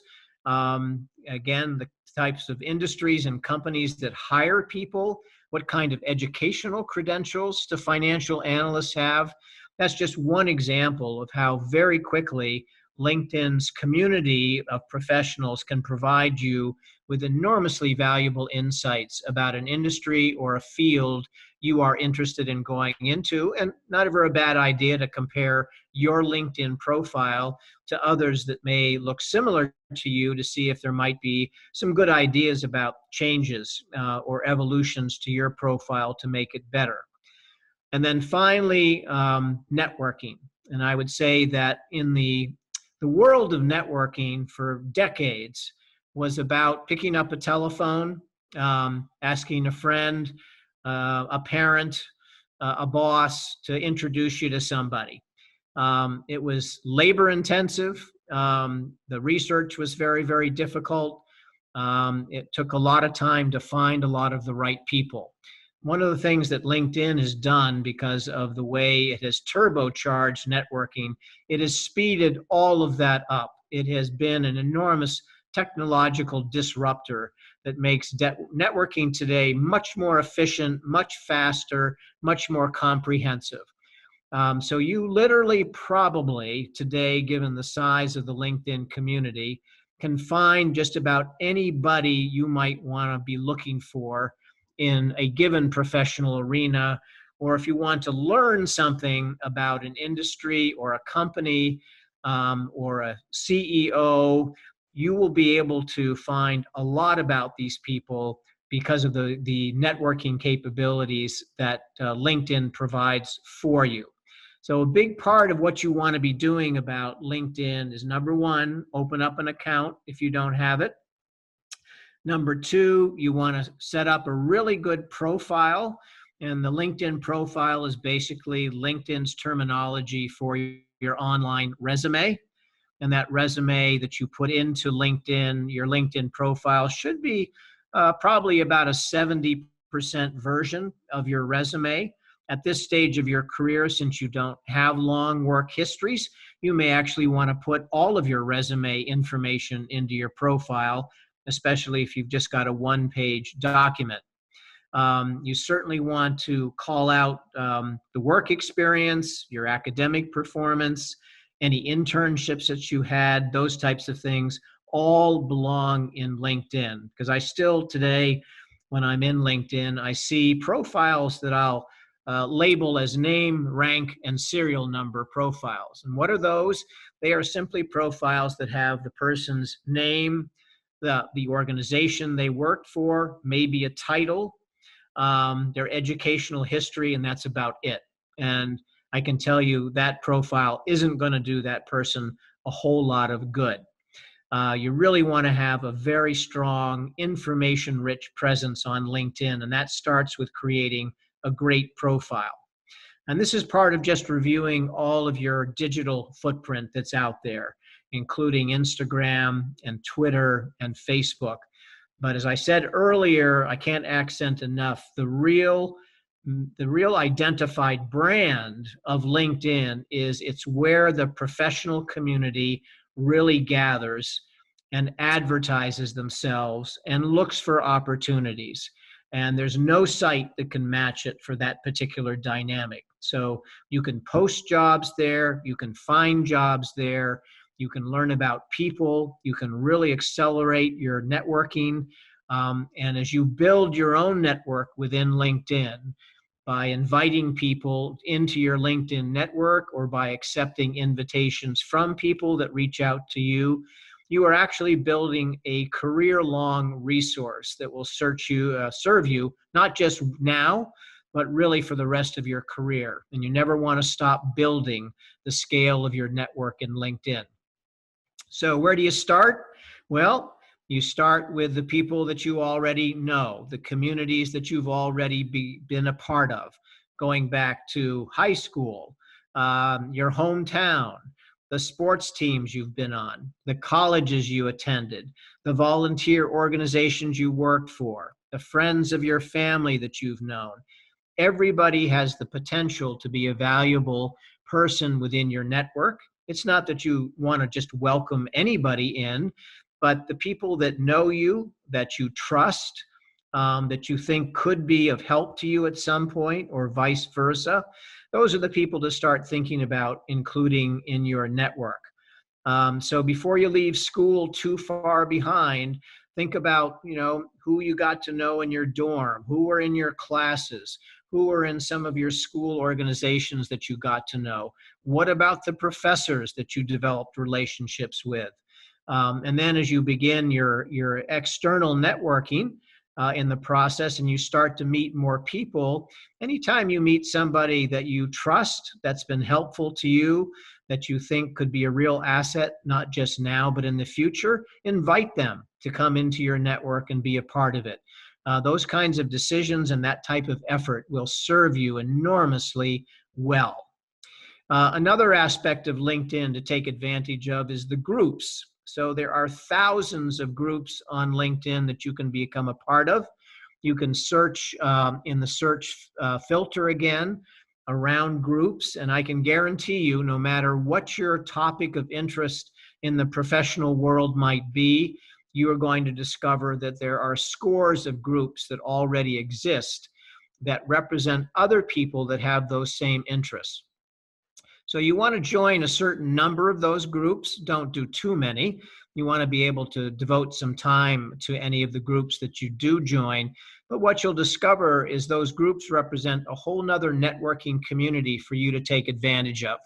So, if you're into alternative energy, for instance, and you want to find the people within LinkedIn that are working in that industry or interested in that, you will find those people in the groups, and you simply express an interest to join the group within LinkedIn. They all have administrators, and generally within 24 to 48 hours, if your background looks like it kind of matches other people in those groups, they will accept you into the group. It's as easy as that. And by the way, if you decide a group isn't really worth the effort to belong to after a period of time, you simply delete it and it's gone. So you can be very fluid about moving in and out of groups depending on how valuable they are to you. But I can't, again, emphasize enough how important LinkedIn is going to be for the success of your job search and long-term for your career, because this is a tool of enormous value that stays with you really for the rest of your life, if you will, in terms of your professional life. Now, Liz, if you could call up the handout on LinkedIn for me.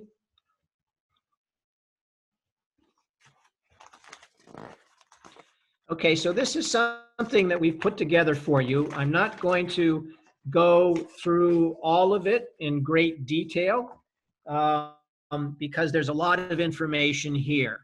But this is a very, very good overview for you about how to get started with LinkedIn, starting from the very first part of the handout itself, talking about what is necessary to go into a really good profile. There's kind of a LinkedIn checklist for you to take a look at. One of the first things there is the headline that you can put into LinkedIn. This goes above your profile, and it's kind of a way for you to communicate something about you, your brand, what you might be looking for in terms of the kind of opportunity you're looking for. There's a fair amount of freedom in what you can do with the headline section of your profile.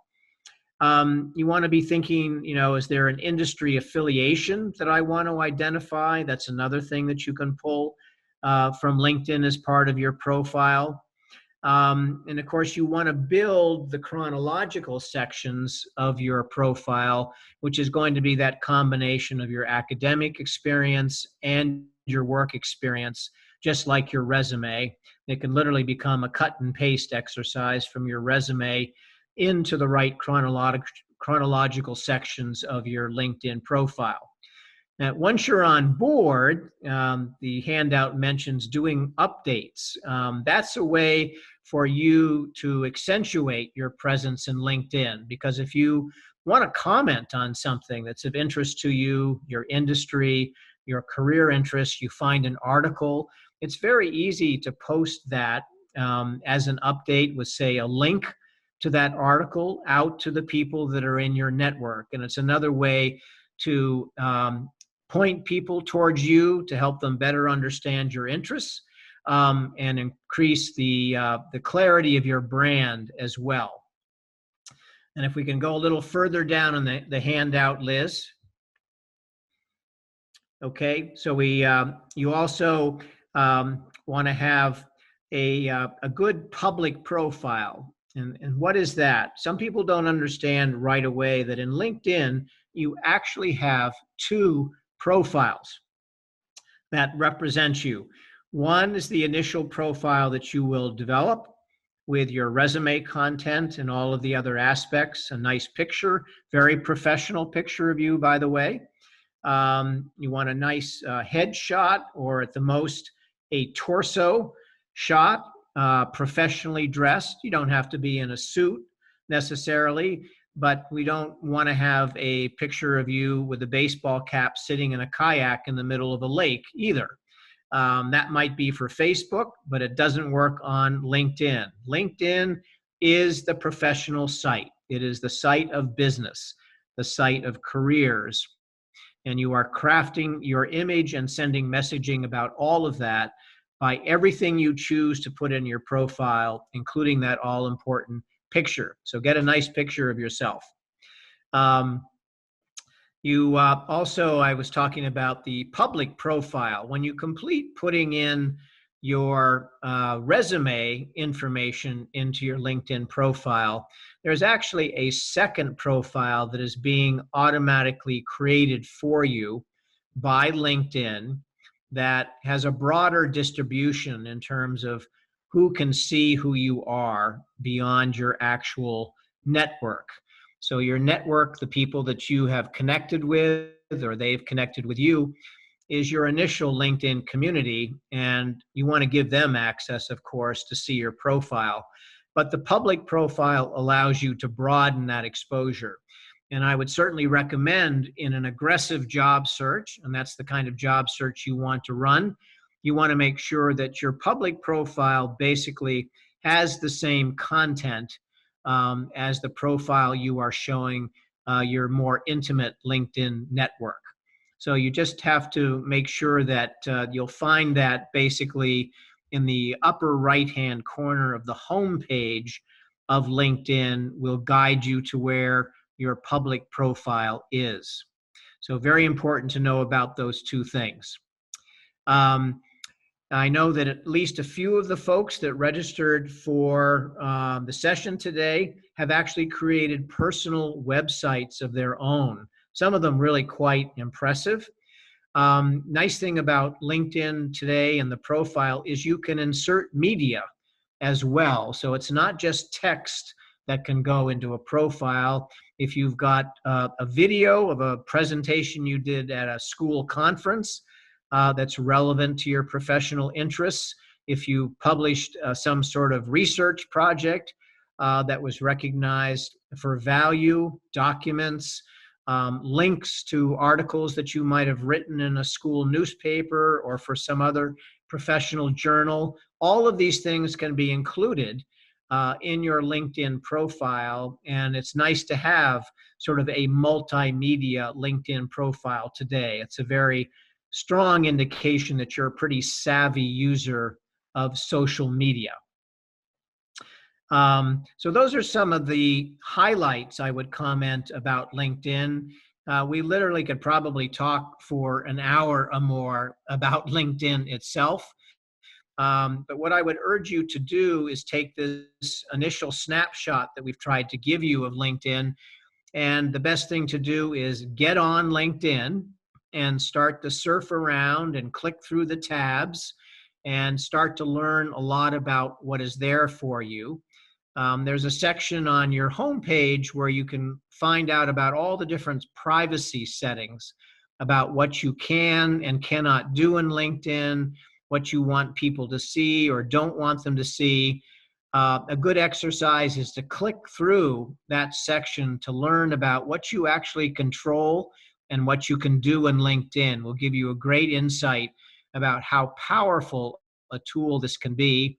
They also have a wonderful help section that you can use. They have their own webinars to learn about every aspect of LinkedIn. And you cannot learn too much about LinkedIn. It is one of the best tools you need to embrace that will help you to be efficient and effective in your job search in many, many aspects of how this game is played. So I'll certainly, if there's a question or two that anybody has about LinkedIn, happy to try to answer those right now before we move on to some of the written communications that Paul's going to talk about. Anything? There was just one question about the LinkedIn photo. Is it essential to have a professional headshot as your LinkedIn profile picture? Again, good question. It should be professional looking, but quite frankly, if you've got a friend or you have the capability to use some of the extraordinary camera technology that resides in these new phones that are coming out today, you can get a great looking picture if you know what you're doing in terms of using that technology, or have a friend that is gifted in putting together a portrait quality photo of you for LinkedIn. So I don't think you necessarily need to spend money on a professional photo. You can certainly do that. I think that is money well spent. But if you or a good friend just has a knack for producing wonderful photos of people on their phone, I would try that first. You know, there's a couple of universities in Chicago actually in their career classes actually take sort of professional photos of the students to put on their LinkedIn. So you might want to double check with your career center and ask them, do they have such a service for you? So that's my recommendation also. That's a good, very good point, Paul, because I'm continuing to see a fair number of articles that are recognizing the challenges that your graduate generation is facing. And many colleges are realizing they've got to go the distance with you by providing additional resources to help you successfully tackle this very challenging job market. So again, I'm going to suggest loop back to your career services office and find out what they are doing for the graduates that they might have done even just a year ago. They may be providing more extensive services that are still available to you now as graduates. And that type of photo opportunity might be something that they're actually trying to provide as well. Okay, Paul, I think we're on to cover letters. Right. So I've been watching the time, so going to start to move through some of this a little faster because we're starting to build on what you need to do. So cover letters, opportunity to target a company or companies, as I say. And usually you target it based upon two things: location, are they in your area, or industry. And one way to do it is target, or at least take a look at a number of companies, not 4 or 5 or 6, but do 30 or 40 or 50, and take a look at the ones that you're kind of interested in. If you are interested in it, do what we just talked about. Go to LinkedIn to see if there's anybody who works there or has a contact at those companies that you may know or your friends may know, to talk to them. Or I found out, I worked with a young man here in Chicago, and he really wanted to work for this company. I had no contacts there. And I said, let's take a look at where they went to college, where the people went to college. Hell, half of them went to University of Michigan.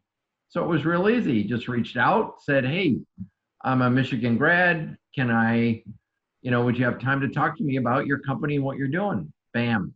2 weeks later, he was employed. So kind of take a look at the alums, the network, the LinkedIn, to see about companies that you'd really like to work for. It's a lot easier to get in if somebody knows who you are or you've got some sort of connection. So that's number one. Number two, sell your capabilities or interests. As a young person, you probably don't have, or at least the experience that they're looking for, but you do have an interest, and people are interested that you do have an interest in. You want to work hard, okay? And that motivation is huge when it comes to a job search. And somebody that has hired numerous people, I'd rather have somebody that's got motivation than maybe has the interest in the job or the background or the skills. If you're motivated, you're going to do a great job. Don't forget, it's your first impression with the company, so make it a good one. Make it a good letter. If you find out that you go to it and they have an opening, don't put dear hiring manager. Nothing irritates any of us that have done a lot of hiring than that. Try to find the name of the person who is doing the hiring, or try to find out the name of the person in HR that's doing the search. That's important. People like their name put out there. My name is not hiring manager, it's Paul Schneider. So that's important. It's your first impression, very, very important. If you can't find out that, try to find out the name of the head of the department that you're interested in working for or within that company. Find out her name, send her a note, send her an email, send her a resume, and just say, hey, I'm kind of interested in your company. These are the reasons why I'm interested in your company. I've done some research. I found, the projects that you're working on are very exciting for me, and wondered if you had time to meet, or you might have an opportunity. I'm just kind of a young person, and we all have been young people. We've all been there, and we know what it's like, and it's not easy. So, 90% of the people that I know are going to open the door or say, hey, I don't have time to do it, but let me have you talk to 2 or 3 other people in the department. If you've got the posting of the job opening and, list the criteria that the employer is seeking, and then next to that, list what your skills or experiences are or courses that match that job. It makes life so much easier when you're looking at so many resumes or so many letters that you actually, somebody says, we're looking for somebody with an engineering degree or whatever. You can say, well, I did graduate with an engineering degree, or I have taken these courses, and this is something that may match up to what you're looking for, or that you have worked in this sort of industry, or you've got an interest in this industry. Make it easy on the hiring manager, especially now. And it takes a little bit longer. It does, no doubt about it. But the chances of it paying off are substantial. So take a look at what they're looking for, take a look at what you have, and you're not going to have 100%. And if you had 100%, why do you want the job, right? So, if they've got 6 or 7 things that they're looking for and you've got 2 or 3, mention those 2 or 3. And just tell them that you've done research on the company and you're very interested in learning more about the job and what opportunities are available. So keep that in mind. The next situation, next slide. Make sure in the salutation and the line, make sure you list the position that you're applying for in the subject line of your email. I don't know how many I've gotten when it just doesn't list anything there, and I don't know. And especially if I'm looking for, if I'm having it sorted based upon word search, it's not going to come up. So if you're looking for entry-level position in purchasing, entry-level position in sales, or sales rep, or HR coordinator. Put that in the subject line. Let them know immediately right up front. Make it easy. Make it easy for everybody to do it. Check your grammar and punctuation once again in the note to them. It's easy to make mistakes even with spell check. And at the end, don't forget your name and your signature and your contact information. Don't assume that they're going to remember your resume or keep it all together. Things slip up, and make it easy on the hiring person. Easy on the hiring person. That's so important. And my other thing is, we could maybe talk about this now, is if you do see a job posted on a hiring board or job board or the company board, see if you know somebody who works there that can actually take your resume and put it on the hiring manager's desk. And I'll get back to this again, but 70 to 80% of all the jobs are hired through some sort of network. I mean, I talked to Accenture, I talked to Exelon here in Chicago, I talked to companies all over, and I ask them what the percentage is, and they say 70 to 80%. I mean, I'm shocked. I thought it was going to be 20 or 30. There's a lot of reasons for that. You know, you trust people to give you good candidates for a job. So I think that's number one. Somebody that you know is better, you know, than somebody who just comes, you know, resume just shows up in your emails.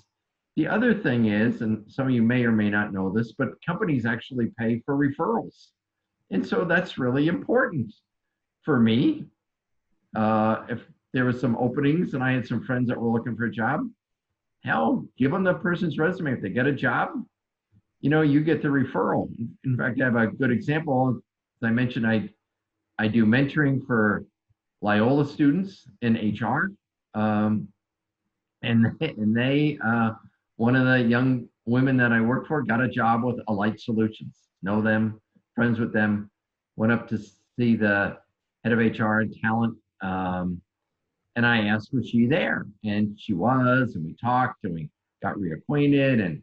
And I said to her, hey, what's up with your brother? Because your brother is at Dominican University, of which I'm on the board at, and I know there's a Dominican person on this webinar. And she said, he's working here too. And I said, oh my. And the talent acquisition person said, did you refer him? She said, yes. And I said, did you share the referral bonus? And she said, no, it's my brother. I'm not going to share anything with my brother. So think about it. Even brothers and sisters get jobs for it, and they also get referrals. So it's important that you try to go around the job boards, try to go around things and get people to be your advocate for a job.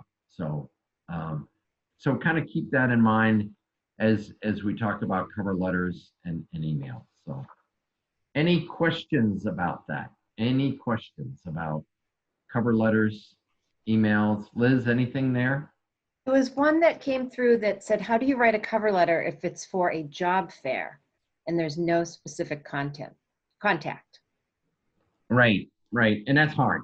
I mean, so I think you've kind of, I would go to the job fair first and find out what are they looking for? What company in the job fair that's there or where they're at, and find out what positions do they have open, or do research ahead of time and try to find out where those jobs open. Okay, so you're doing research, go to their job board, see what it is, or you might be interested in purchasing and there may be nothing there. So you go to a job fair and you say to the recruiter, geez, you know, I'm interested in purchasing jobs. Do you have any openings, or will you have any entry-level jobs in that, or any internships? And they may say, you know, we may. Let me talk to them. Or what you may want to say to them is, you know, who would I contact in the purchasing department about that? And a lot of times they'll give you a name. And so you use that and you reach out and say, I was just at a job fair at this university. I met with the recruiter, and the recruiter's name was, please make sure you've got that name. And she said, you might have some opportunities down the road. I'm very impressed with your company. This is what I've done in this area. This is why I'm interested in it. And would you have time to talk to me? So I would use that as an entree, because not all the times in job fairs people talk about all the opportunities they have open. Sometimes they're only focused on a certain few, or sometimes the recruiter is only interested in that, and maybe one of their cohorts actually handles purchasing or another area.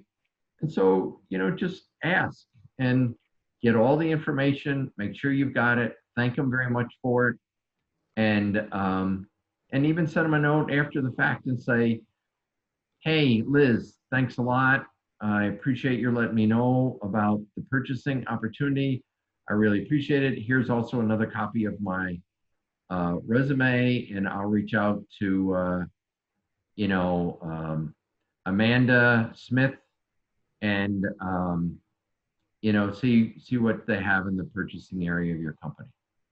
So, all right. I hope that's helpful. Any other questions regarding this?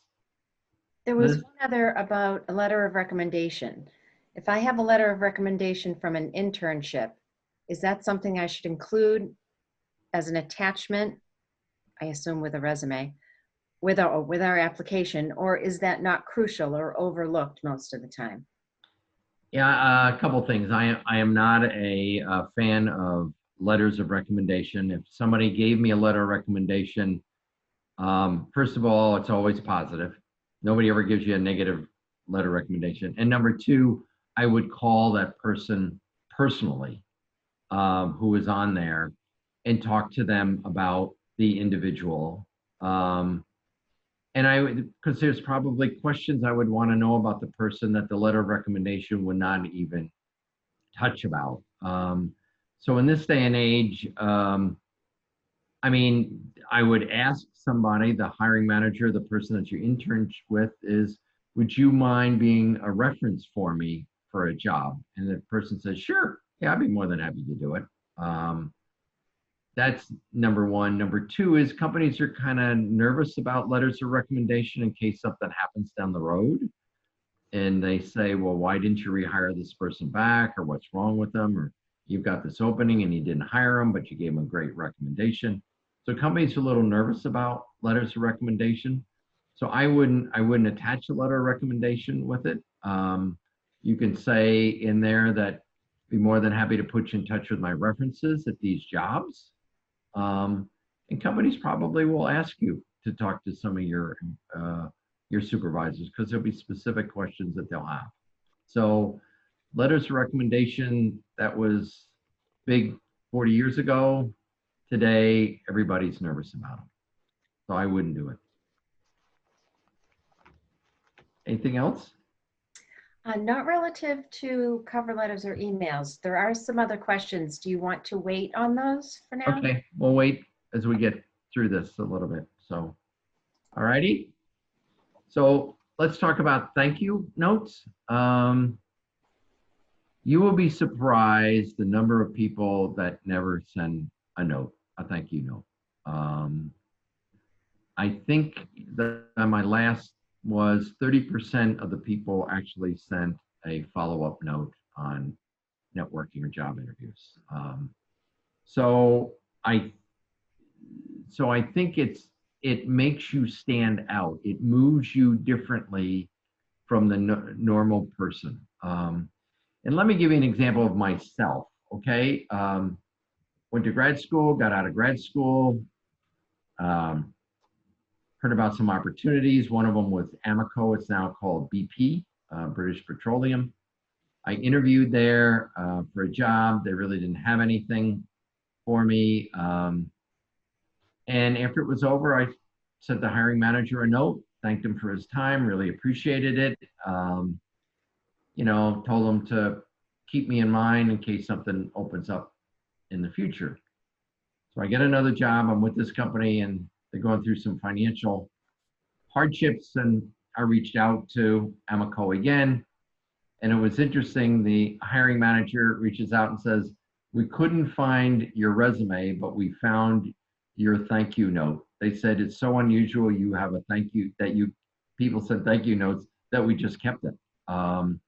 So I did. They offered me a job, but at that time of my life, I didn't want to relocate. So, but that's how important a thank you note is. That's how you stand out.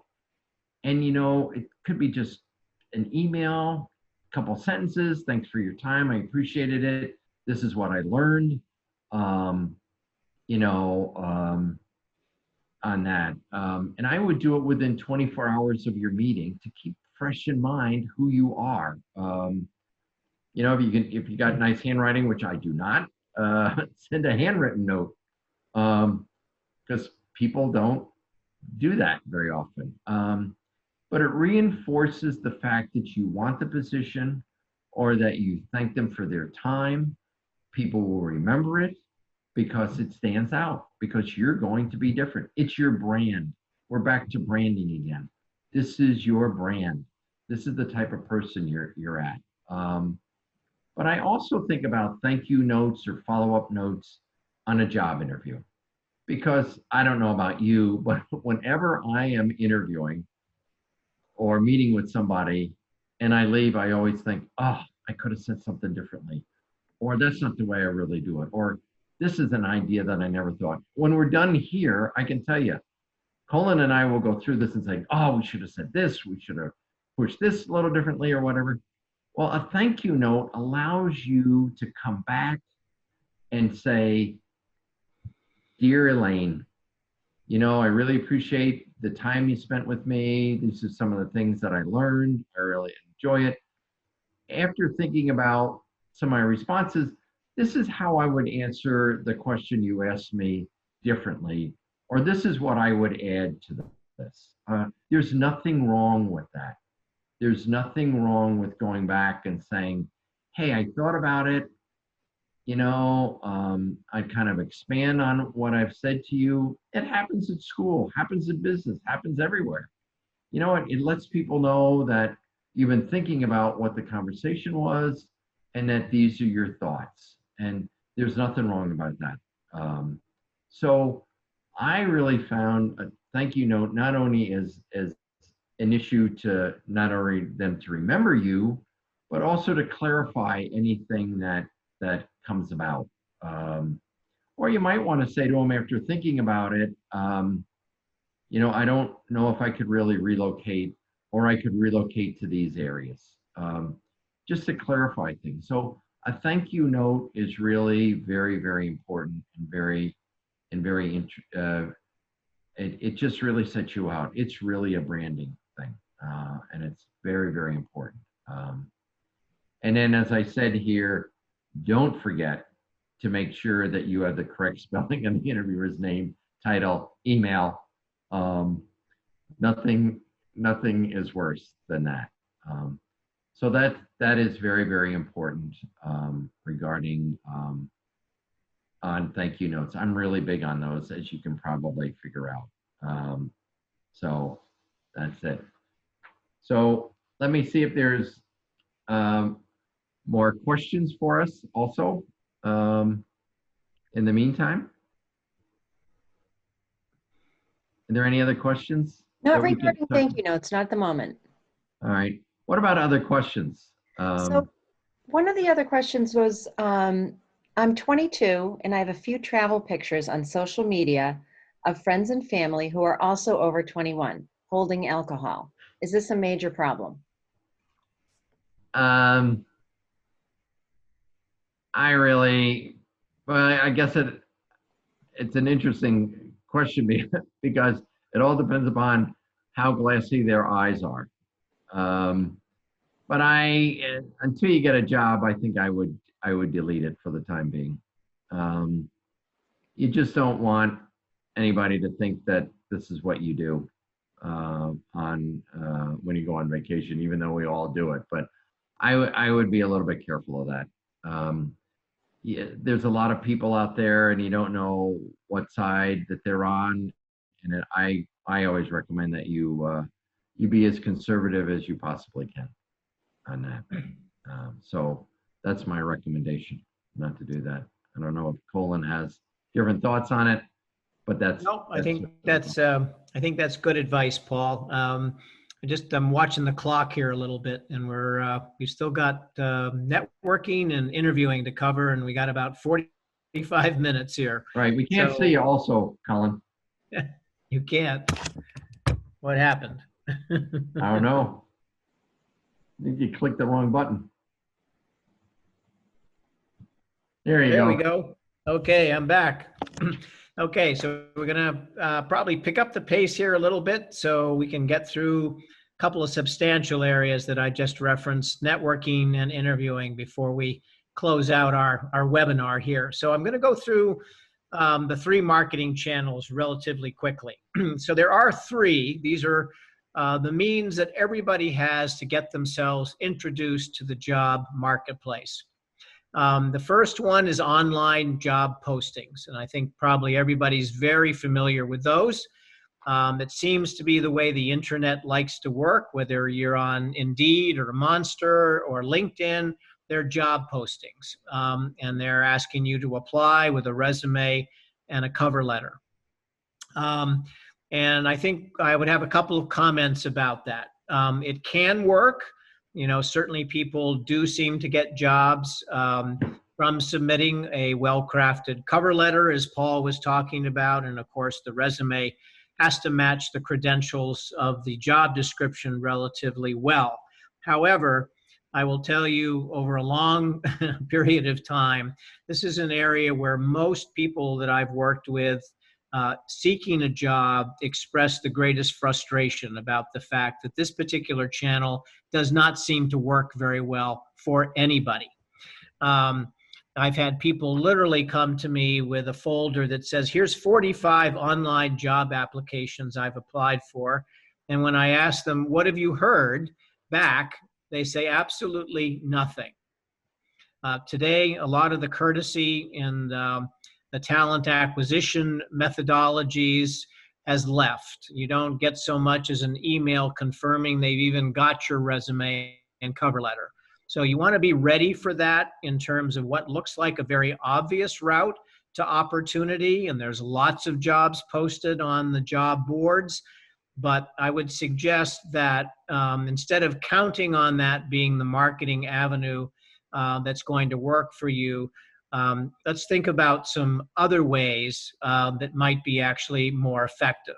And the number one way that everybody tends to find a job, and I think as Paul said earlier, somewhere between 70 to 80% of all successful job searches are concluded through a networking dynamic of some sort.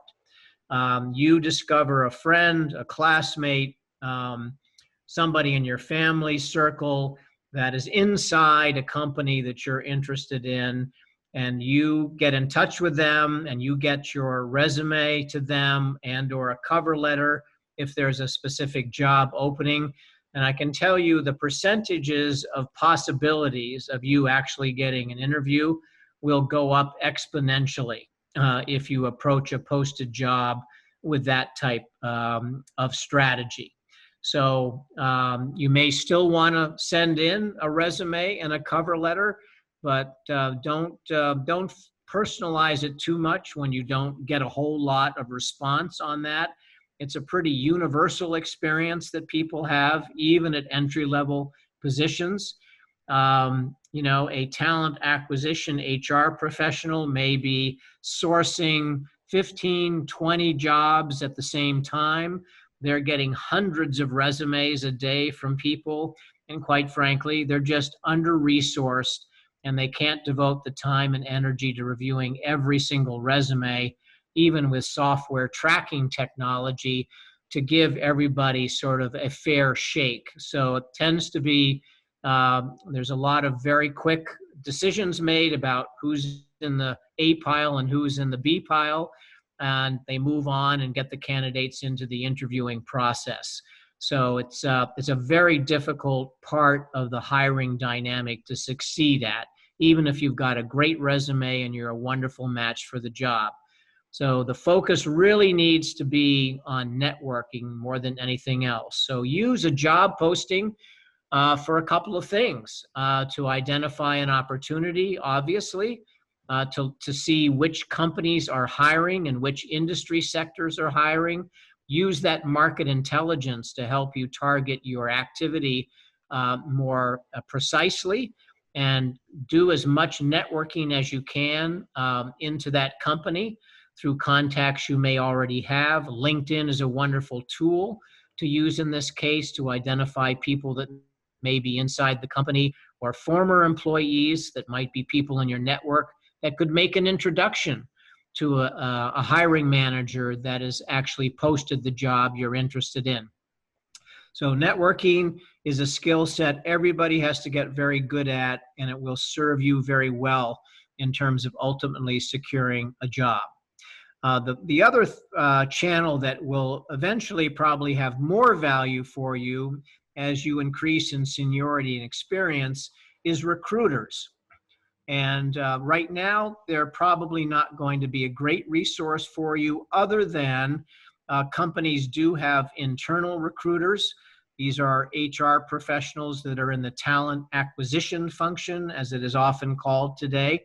And so they may be surfing on LinkedIn, or they may be reviewing your cover letter and resume. And those recruiters may reach out to you and contact you about a job you have applied for, or potentially networked to their attention. But the recruiters that are hunting more senior talent probably are not going to be of much use to you, just because you're just beginning your careers. So the net of really looking at the 3 marketing channels for job seekers is invest most of your time and energy in getting to be a really good networker and focusing on getting inside the companies you're interested in to potentially meet hiring managers and have a real shot at a job. Because as well written as your cover letter may be and as strong as your resume is, it's probably not your best option to secure success in the job search process. Paul, I don't know if you have any other further comments, or should we move on to? Just a quick one. I was smiling. My friends at Career Builder say that about 3% of jobs are found on their website. So that'll kind of give you an idea of a bit of the frustration that people have. Yeah. So the statistics don't lie. The online job world doesn't get the job done. You need to really focus on the networking activity. So is there any questions on that, Liz? There is one question on networking. Is it appropriate to reach out to a contact who you haven't talked to in a few years? Is there a point where it's been too long to reach out to someone? Good question.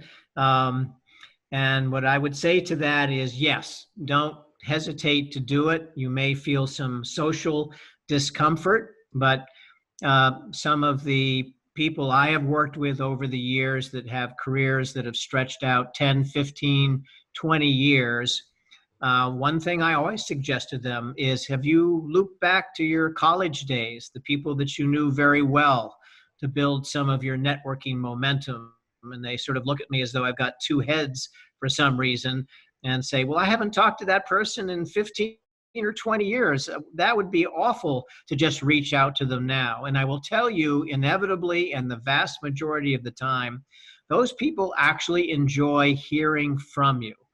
And they may be very willing to help you. So don't let a little time distance discourage you from reaching out to somebody that you haven't talked to in a while.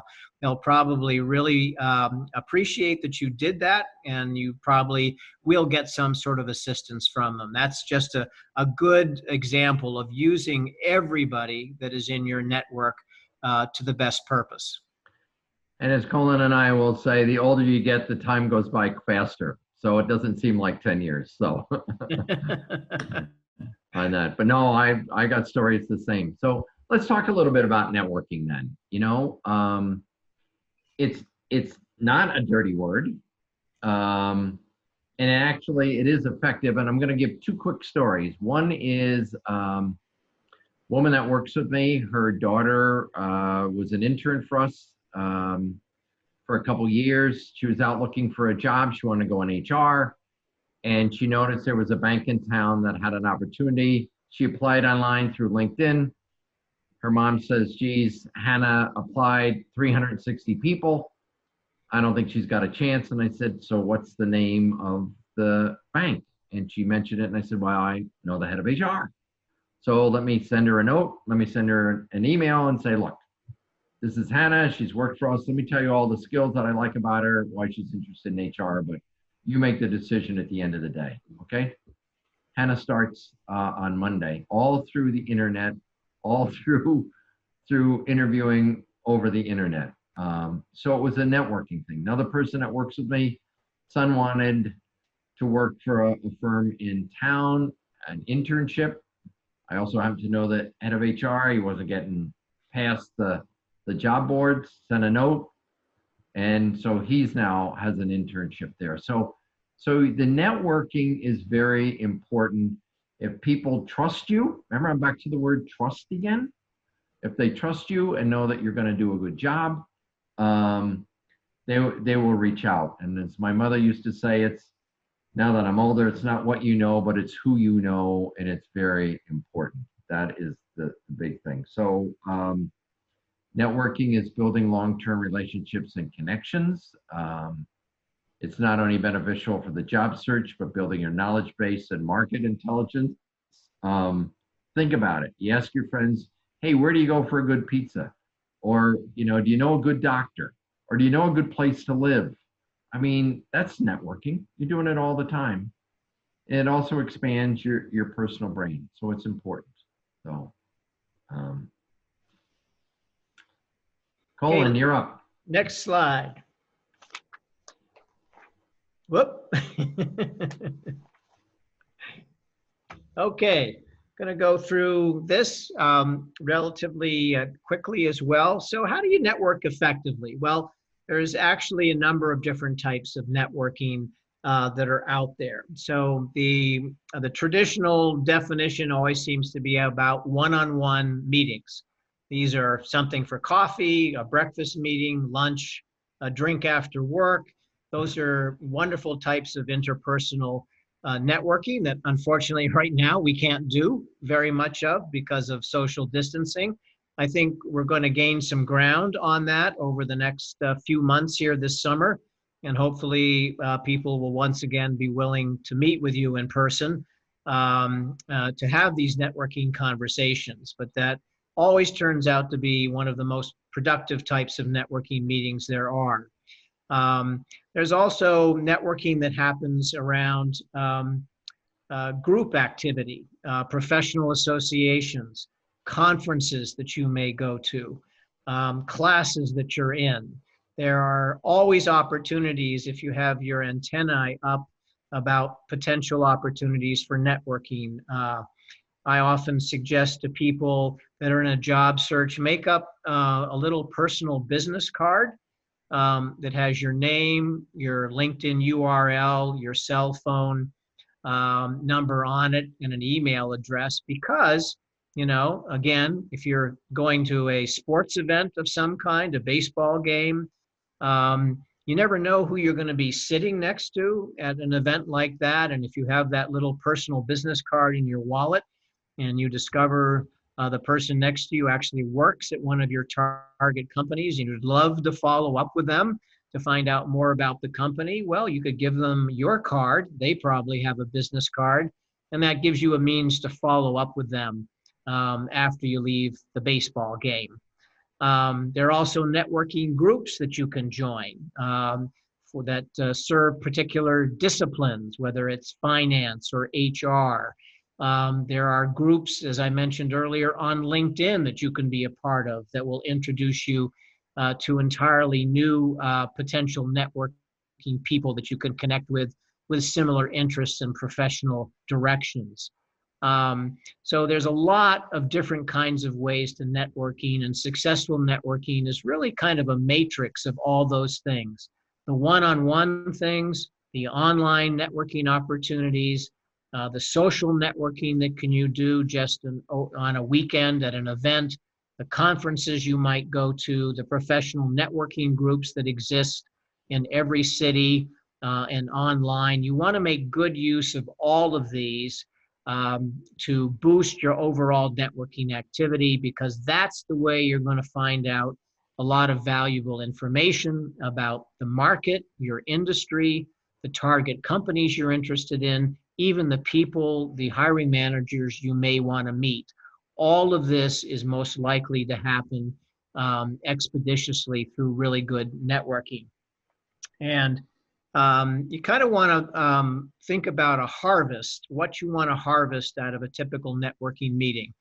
And there are several things that I always encourage people that will help them rate how well they're doing in interviewing. So when you have a successful interviewing meeting, you're going to get one of several things from that person.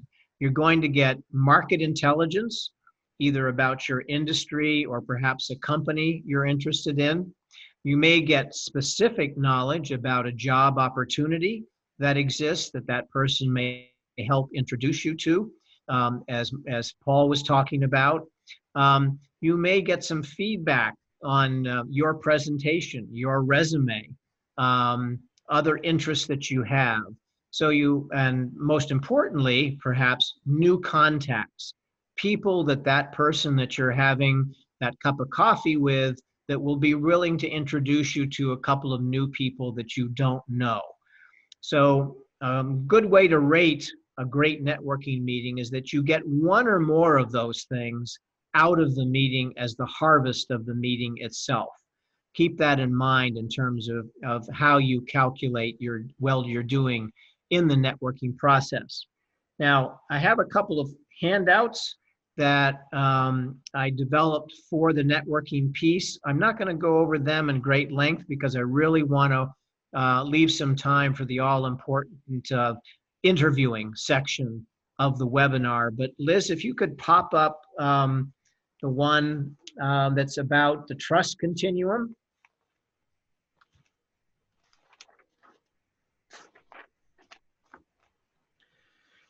So this is one of the handouts we sent all of you, and it's about a very important part of the networking process because it's about building trust with the people that you are meeting. And what you're going to discover is that if you are well prepared for a networking meeting, you're going to be building a very important component of successful networking, which is credibility and trust.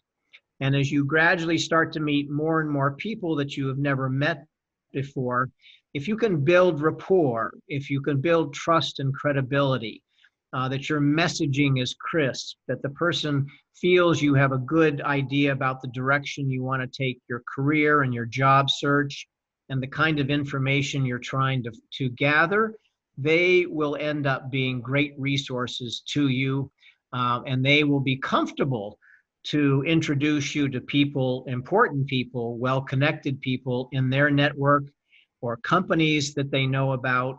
But if you don't build that rapport, if you don't build that trust, you may get a little bit of help, but you won't necessarily get all of the help that you're looking for. So good thing to study after the webinar would be the substance of developing the trust continuum in your networking, because it's a very good guide to something that is essentially very important to successful networking. And then the other handout that we have sent you already is one that talks about the kinds of questions you want to be asking in networking meetings. And the cardinal rule of networking, believe it or not, is you don't ever want to ask anybody directly, do you have a job for me? And that might seem puzzling to you. That's the elephant in the room that all of this is all about usually. But study after study have indicated that if you directly approach somebody with a job, a couple of things happen. One, they feel a pressure to see if they have some employment, and if they don't, well, that can very quickly end a networking meeting because they simply say, I'm sorry, we don't have any opportunities right now that would fit your credentials. And you don't want to end a networking meeting quickly. So what you really want to be doing in a networking meeting is asking about some of these highlighted areas on the handout. You want to get advice. You want to find out how you can get more contacts in your industry interest or the companies that you're interested in. You may want to learn about jobs or roles that the person may know about. You can also inquire if they have knowledge about a company's culture that you're interested in. You can gather intelligence about industry trends from people, strategic information about how better to target your search activity, and get feedback on things like your resume and your branding and your messaging. These are all incredibly valuable things that you can cull from a good networking meeting. And surprisingly enough, if you present yourself well, this person that you're speaking with may indeed know about a job, and they're going to be much more inclined to let you know about that job once you have established credibility and trust with them and given them the opportunity to suggest a job that they know about. So don't ask about jobs, ask about those other things, and I think you will be pleasantly surprised that you will actually achieve the outcome you desire by staying away from asking directly about will they hire you for something. Any questions about networking? There was a question about building credibility. I think you talked about that, as well as how do you approach speaking with people in your network for the purpose of an introduction? Mm-hmm. Okay.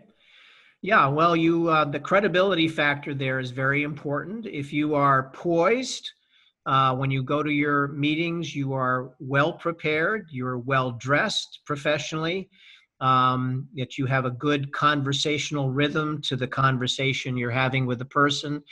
If they really feel that you have your act together, that you are some very responsible young person, that you have a direction that you want to go in your professional life, it's that credibility that will then make it very easy for you to ask them, would there be one or two people that you might be able to introduce me to that could further my networking activity? Not that might know about jobs, but would further my overall networking activity so that I can continue to learn more about my industry of interest, my profession of interest.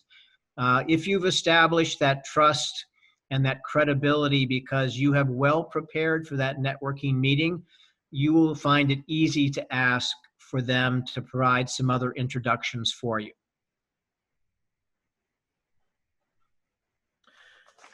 Okay, I think we're going to move on to social media do's and don'ts. I'm going to go through this relatively quickly as well because we really want to get you into the interviewing arena to talk about that as our last big section. I think a lot of you probably on the webinar are pretty savvy about this in some regards because, of course, a big part of your life, social and otherwise, has had to do with social media. But just for the sake of it, to make sure that we're giving you some good guidance here, there's some do's and don'ts that are very important you be aware of. So on the do's side, clean up your social media accounts. Now that question about the picture of people drinking that was proposed to Paul.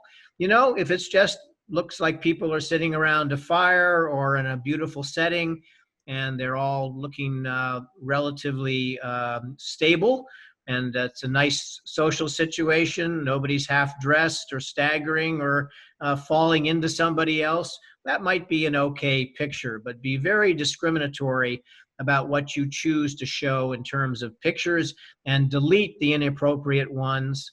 Also, in terms of your Facebook settings, make sure that people can't see the pictures that you don't want them to see. Again, make a very good detailed LinkedIn profile as part of your social media presence. And learn to sort of shift your perspective about how you use social media. Right now, it is very social.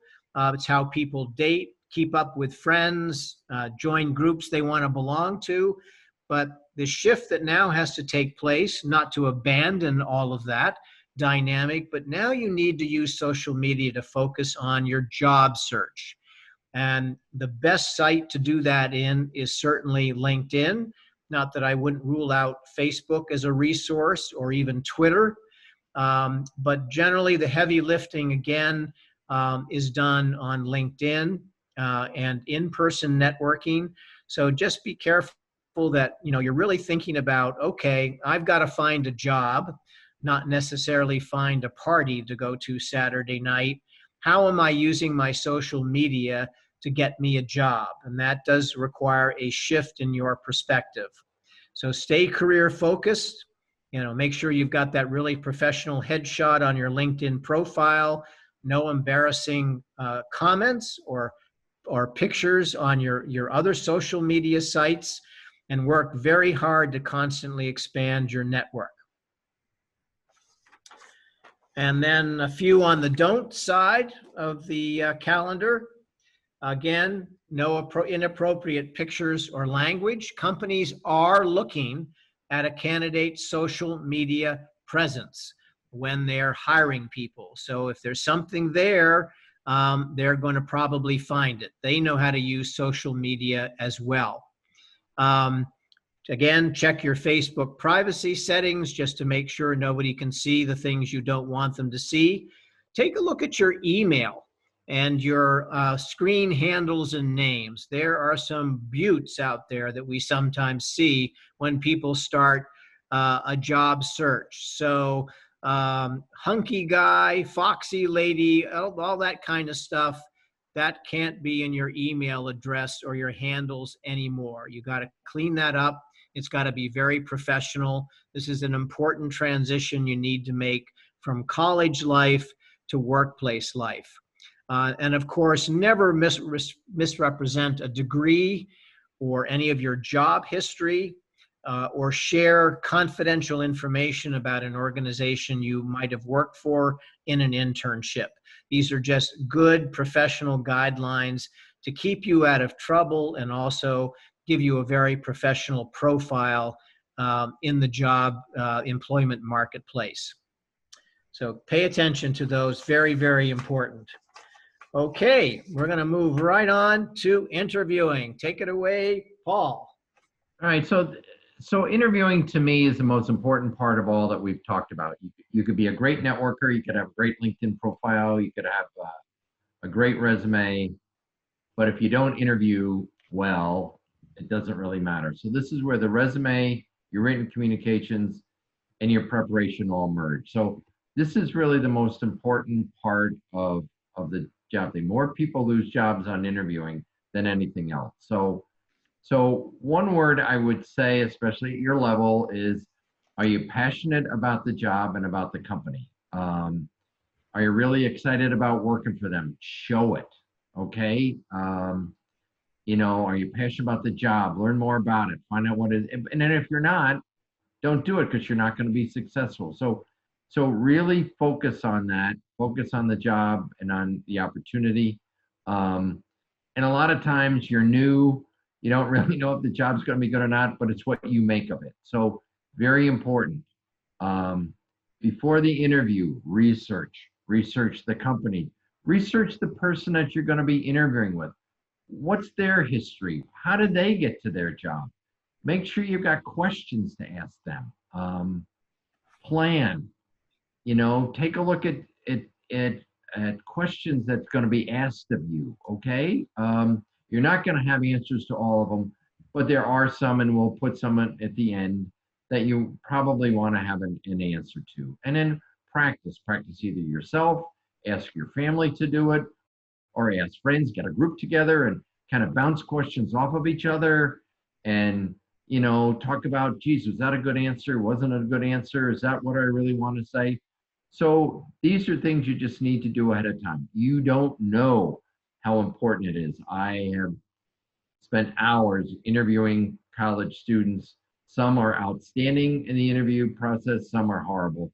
Those that are great, move forward. Those who are not, kind of sit there, even if they've got great grade point averages. And then, of course, what type of interviews. There's certainly a lot of times the phone interview, now more than ever, the Zoom interview, more and more. I talked about that with with Hannah and with the other person about the job. A lot of it was done that. And then, of course, once COVID is over or at certain levels, the in-person interview. And some places are back to the in-person. But if you're going to do virtual, and this is something that we talked about, okay, what sort of office are you going to have in, Paul? What sort of office, Colin, are you going to be in? What's the lighting behind it? Make sure nobody walks back and forth. You know, that's part of your planning. Make sure you come across as professional, okay? We talked about whether we would wear sweaters, whether we wear open ties, you know, whether we'd have ties or not ties. Those are important. And have your friends kind of check with you and talk to them about what's going on too. You can't do it in a vacuum. So, Colin, what do you think? What's your next thoughts? A couple of other points I think that are very important about the interviewing is listen to the entire question. Sometimes you're very eager to respond to a question in interviewing, and you may jump the gun a little bit and not actually give a completely right answer because you're so eager to respond to the interviewer. And if you don't understand the question, nothing wrong with asking that person to repeat the question again, because this is the command performance. The interview is where you seal the deal, you make the sale. This is what you've been working up to get the job that you want. So you need to really be doing this as well as you possibly can. You won't always have perfect answers to all questions. Try not to let that throw you and you know, interrupt the rhythm of the interview. You know, make note of it mentally, and that's when you'll do better next time. But everybody has a question that they may think that they flubbed a little bit in most interviews. And of course, as Paul has said earlier, after the interview, remember to send that all-important thank you note. That's a really distinguishing characteristic about you. The other thing that I didn't mention is, you know, many companies are okay about taking notes. You could say, you know, do you mind if I take a few notes while we're talking? I just want to make sure I got all your comments and that I'm going to be able to answer your question exactly. I mean, don't take copious notes like you're in class, but you know, certain keywords and phrases. People know then that you're focused, that you're interested, you're passionate. That's important. That you kind of, if you feel that you need to take notes. I take notes when I'm talking to somebody about what they're interested in. So you should too, and don't worry about it. Sorry. Okay, we've got some questions up just to take a look here. These are actually pretty typical questions. So we just wanted to share some of those with you. There's lots of guidance on the internet in sites like LinkedIn, Indeed, about interview questions and how well to answer them. So plenty of resource out there, I think, to help you really craft good answers to interview questions. And it's very important that you practice these and be ready for them in terms of prepping for any interview that you may be going to. Paul, anything else you wanted to say? Yeah, just some of those. Just go back just for a second, Liz. On strengths, I have always found, and weaknesses, that everybody has one strength and one weakness that they can talk about. I always say, so what other strengths or what other weaknesses do you have? And usually people say, oh, I never thought about more than one. So if you can have 2 of each one or 3 of each one, and you're still young, and one of them is inexperience is a weakness, you know. But you know, and a strength is, you know, I'm really excited about the job. I really want to do well. And then the other one there on the right-hand side, which I think is a little bit of an unfair question, but you will get it. You know, where do you want to be in 3 to 5 years? You know, you'd like to say, well, not in this job. But probably the thing to say is, you know, give me an idea of what opportunities there are out there. You know, I want to progress and do well, but what other opportunities are there out there in the company that might be open for me? I'm open for it. So sometimes answering a question with a question is a good way to get around or get to know what the person is really driving at. But I have seen people do that. Where do you want to be in 5 years? And I've seen people say, I'd like to be here or there. And they say, you'll never make it based upon, your experience and age. I think that's an unfair question to ask. So ask a question. What other options are available? So. Okay, Liz, why don't we move very quickly to the interview research slide? There we go. Okay, and just wanted to pop this up here. We've referenced the value of pre-interview research. These are a couple of core areas that you really want to pay attention to as far as your prep. Most people, and certainly most companies, you can do a Google search on them, and it's pretty interesting sometimes what pops up on a Google search. So that's a very easy one to do. Certainly go through the company website very thoroughly, where you're going to be interviewing, and read as much material as you can about their history, their leadership, their culture. Wonderful attribute of LinkedIn is that you can find a lot of people on LinkedIn that you might be meeting as the interviewers. So once you know who you are going to be speaking with at a company, find their profiles on LinkedIn and look them up. Glassdoor is a wonderful resource to get a bit of a snapshot about a company, its culture, even how they interview people. It's not the be all and end all in terms of absolute credibility about a company, but you think about a variety of resources that will help you understand an organization and the people in it. Certainly Glassdoor should be in that mix. And then there are research databases like Hoover's online, Fortune.com, Forbes 500, The Vault. Certainly LinkedIn has lots of areas to profile where they profile companies, and of course the LinkedIn profiles of people. So today it really is not a question of, can I find out this stuff? The question is, how well can I manage my research? Because there is so much data and information out there. And these are some very good building blocks for just good pre-interview prep for all of us to be aware of and to make use of. Okay. Any questions real quick on interviewing? Just checking the Q&A.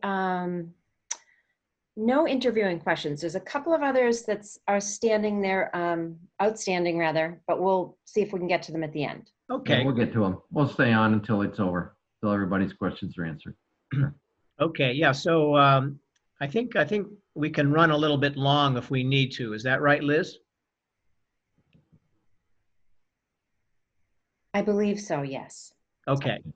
All right. So let's move on to targeting entry-level positions and internships. So we know that basically most of you are going to be targeting entry-level positions. As I mentioned with some of those statistics I read to you earlier in the webinar, there are still a lot of jobs out there. Yes, we have some very high unemployment rates, but try not to let that discourage you because companies are still hiring. And as we basically get to the opening of our economy again, there's probably going to be more and more opportunity that becomes available as well. So some things to be thinking about: check the websites of the companies you'd like to work for. There will very often be postings. Certainly get on to LinkedIn and sites like Indeed.com and get what I call basically search alerts set up on those sites. That means that you can automate that part of your job search by letting those sites know what kinds of jobs you want to know about, and they will automatically send those job postings to your account so that you can review those and respond accordingly, whether it's an online response or that all-important networking approach that we talked about as well. Then there is the contacting your college placement office. That's looping back to school once again. that these lots of schools right now are trying to reach out to graduates and providing extra services. They're collecting job listings from alumni. There's a lot of effort going on that you may not be aware of, that you may assume since you graduated that you no longer have access there. So very important. Get back to your college career offices and find out what they are doing to accommodate the challenges of the pandemic environment. Of course, always talk to your friends, talk to the parents of your friends, reach out to everyone in your network, let them know what your interests are, classmates, etc. If you did internships before and had a good experience, go back to those companies and see if they might, if there's not a position that they can offer you right now, maybe they can offer you another internship. Maybe even suggest to them your own creative idea about an internship. The internships after college are probably going to be more of an option in the COVID environment than they ever have been before. And it's the next best thing, really, to having a full-time job. If you can continue to make a connection with a company, be on the inside of that company, and of course, furthering your learning in your particular field of interest and industry of interest. So don't be shy about exploring those earlier relationships that you developed over school. When you've got information about a company that may be stepping into a hiring phase, make sure you stay in touch with someone there, whether it's an HR or maybe it's one of the alumni that you've learned about that works in a company. Being consistent with outreach, every 2, 3, 4 weeks, sending a quick email or leaving a quick voicemail. Keep people aware of your interest, and that's a lot better than just sitting around waiting for the phone to ring or for you to get an email from somebody at a company you're interested in. Most importantly, don't give up. Persistence really pays off in this game, in any marketplace. So many people think that if I've applied for a job, that'll take care of itself. They'll get back to me if they're interested. What we often see, Paul and I, in the work that we do, is sometimes the candidates are actually the most proactive part of the hiring process. They are helping a company push along decisions about who are they going to hire because they're staying in touch with them, whether it's the hiring manager or the HR person, and they're letting them know that a very interested, qualified candidate is still awaiting an opportunity to interview or to find out if they're going to be selected for a job. Because there is so much else going on inside a company at any given point. And unfortunately, sometimes the hiring process is low down on the priority, especially at a very unique time where companies are trying to figure out, how do we reopen? How do we function with the new guidelines of social distancing and the restrictions that COVID-19 is putting on us? So by being well prepared, very persistent, very creative, and leveraging all of your existing relationships and developing new ones, you can be one of the successful people that finds that next opportunity after graduation. Let's go quickly to the job resource slide. These are just a few of the really valuable resources that are online out there for you to take advantage of. There are many more than these.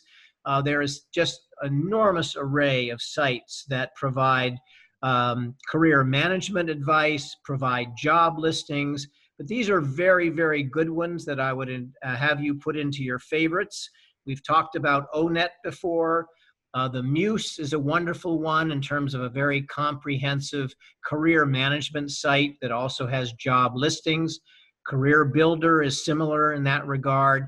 Glassdoor, we've talked about, is a good research medium, although they do have job listings as well. Indeed.com is one of the best job board aggregators, so that hundreds of job boards and their listings are going to be aggregated within Indeed.com. And of course, the all-important LinkedIn has lots of job listings, but just as importantly, it is the online gateway to some of the best networking technology that exists today in the marketplace. So all of these should be pillars of resource that you call upon during your job search. And I think that gets us to Q&A. So if there are outstanding questions that we haven't answered at this point, we'd love to have an opportunity to address those now. Okay. One of them is, this is from a while ago when we were talking about LinkedIn. Do we need to be concerned with viewing other people's profiles? For instance, the recently viewed feature. Run that by me again, Liz. Do we need to be concerned with viewing other people's profiles? I think what they're referring to is where you can see who has recently viewed your profile. Right. Well, I would say yes and no to that. There are two answers to it. There's nothing wrong with alerting a certain person to your interest. One thing you will probably see and may have already seen, if you are interested in a company and you start to look, maybe you're even involved in an interviewing process and you're starting to look at some of the people you're going to be meeting in the interview process, I don't think there's anything wrong with letting those people know that you're taking a look at their profiles and that you have interest in them. Now, if there's some reason why you want to stay confidential in terms of checking somebody out, there is a setting in the privacy settings on LinkedIn that will allow you to do that. You can be anonymous and look at somebody's profile. However, what you need to be aware of, because LinkedIn believes very firmly in you've got to give to get, if you go stealth mode, you will not be able to see the data of people that have looked at your profile for that period that you've reset that privacy setting. So there is a bit of a price to pay for going into stealth mode when you're looking at somebody's profile. Just keep that in mind. And sometimes it's not a bad idea to look at other people's profiles to see how it's set up. Sometimes you really learn that it really looks good and maybe I ought to emulate it. Other question, Liz? Another question is, do you have any tips for standing out when applying to those opportunities on online job postings? For example, if you see a job already has 700 applicants, is it even worth it to apply? Well, I guess my first answer to that would be, is there any way to stand out? I can't think of a better way of standing out. That can you figure out, do you know anybody inside that company? Or can you find somebody that somebody knows inside that company and use the networking approach? Because you are up against an enormous obstacle when there's 700 applicants already in the applicant pool. And what tends to happen in that circumstance is the review of the resumes tends to be fairly discriminatory. And what I mean by that is they're going to be looking for misspellings, lack of qualifications, anything that would rule you out, because you've got to get those 700 resumes probably down to 30 or 40 really qualified candidates before you want to bother a hiring manager with a resume. So you don't want to be part of that process if you can avoid it. So the best way, if it's possible, is to end run that and see if you can network into the company and get your resume maybe right into the hands of the hiring manager himself or herself. And don't forget what I said, 3 to 10% of all jobs filled are through either the 3% is the job boards, up to 10% of the company's website. So going around it, your chances at 80% with networking is a lot higher. It's tough to do it that other way. Very tough. Okay, other questions, Liz? Question, I've completed my master's degree alongside my bachelor's. Do you have any tips for addressing the disparity between my education and experience, or for addressing potential employers' concerns regarding my potential overqualification? Well, I think generally, I would say congratulations. You've got an advanced degree. That's usually a feather in your cap and a more competitive profile to have. But I think the real question is, so if you're concerned about being overqualified, are you really responding to the right types of job opportunities? Because you've got that advanced degree, and I would suggest you put it to use to try to seek out something that's a higher level position. That's a credential that many companies are looking for more sophisticated, slightly more senior entry level positions. So I would try to leverage the advantage of that and not necessarily feel like you kind of have to apologize for it.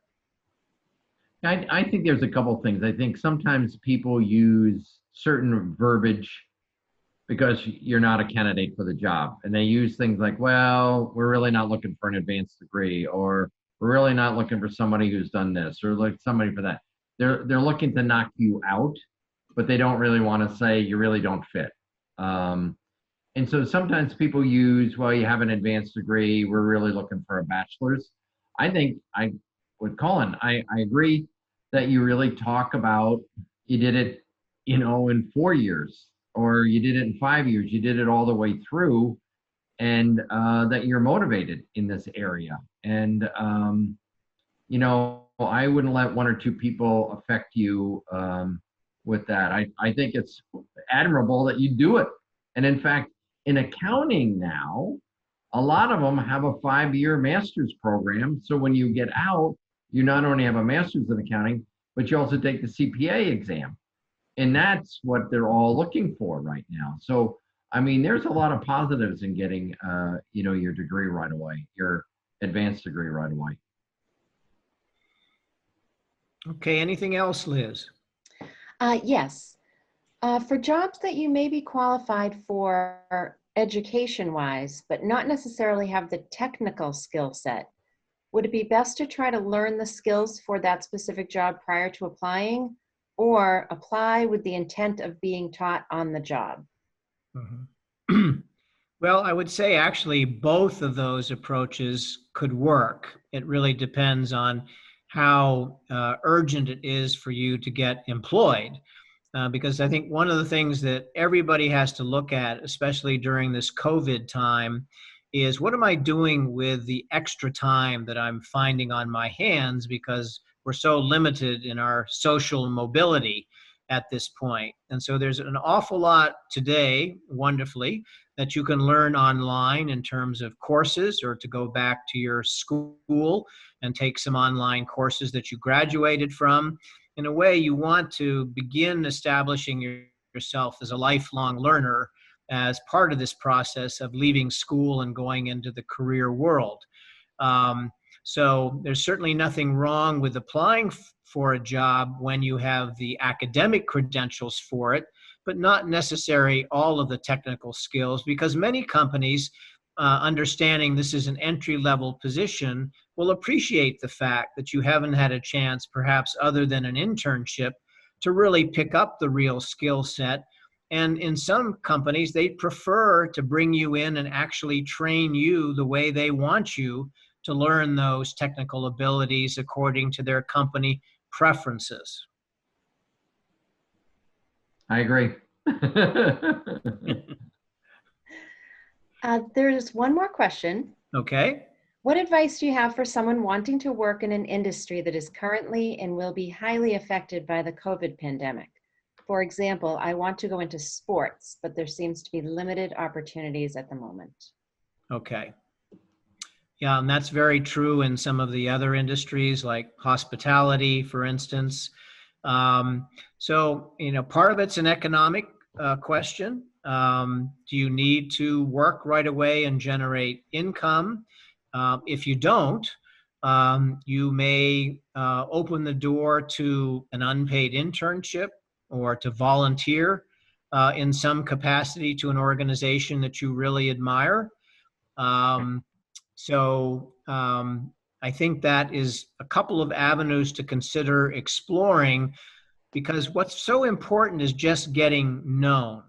An enormous change in the dynamic of anybody's career happens when you get inside an organization and you're not the person whose nose is pressed against the glass window looking in from the outside. Because once you are inside an organization, you then are kind of part of the family. And even if perhaps the entry level job is not the ideal one that you hoped it would be, you've still achieved an important progress step. You are now inside a company. And I'll tell you just a quick story about how I launched my first career, which was in broadcasting. And the way I did that was I volunteered first at a television station here in Boston to help out with their annual fundraising auction. That was a full week's experience. I was in the station every day, helping out in some capacity, and discovered that I was rubbing elbows with everybody in the station in every capacity, because everybody that worked at the station had to work at the auction as well.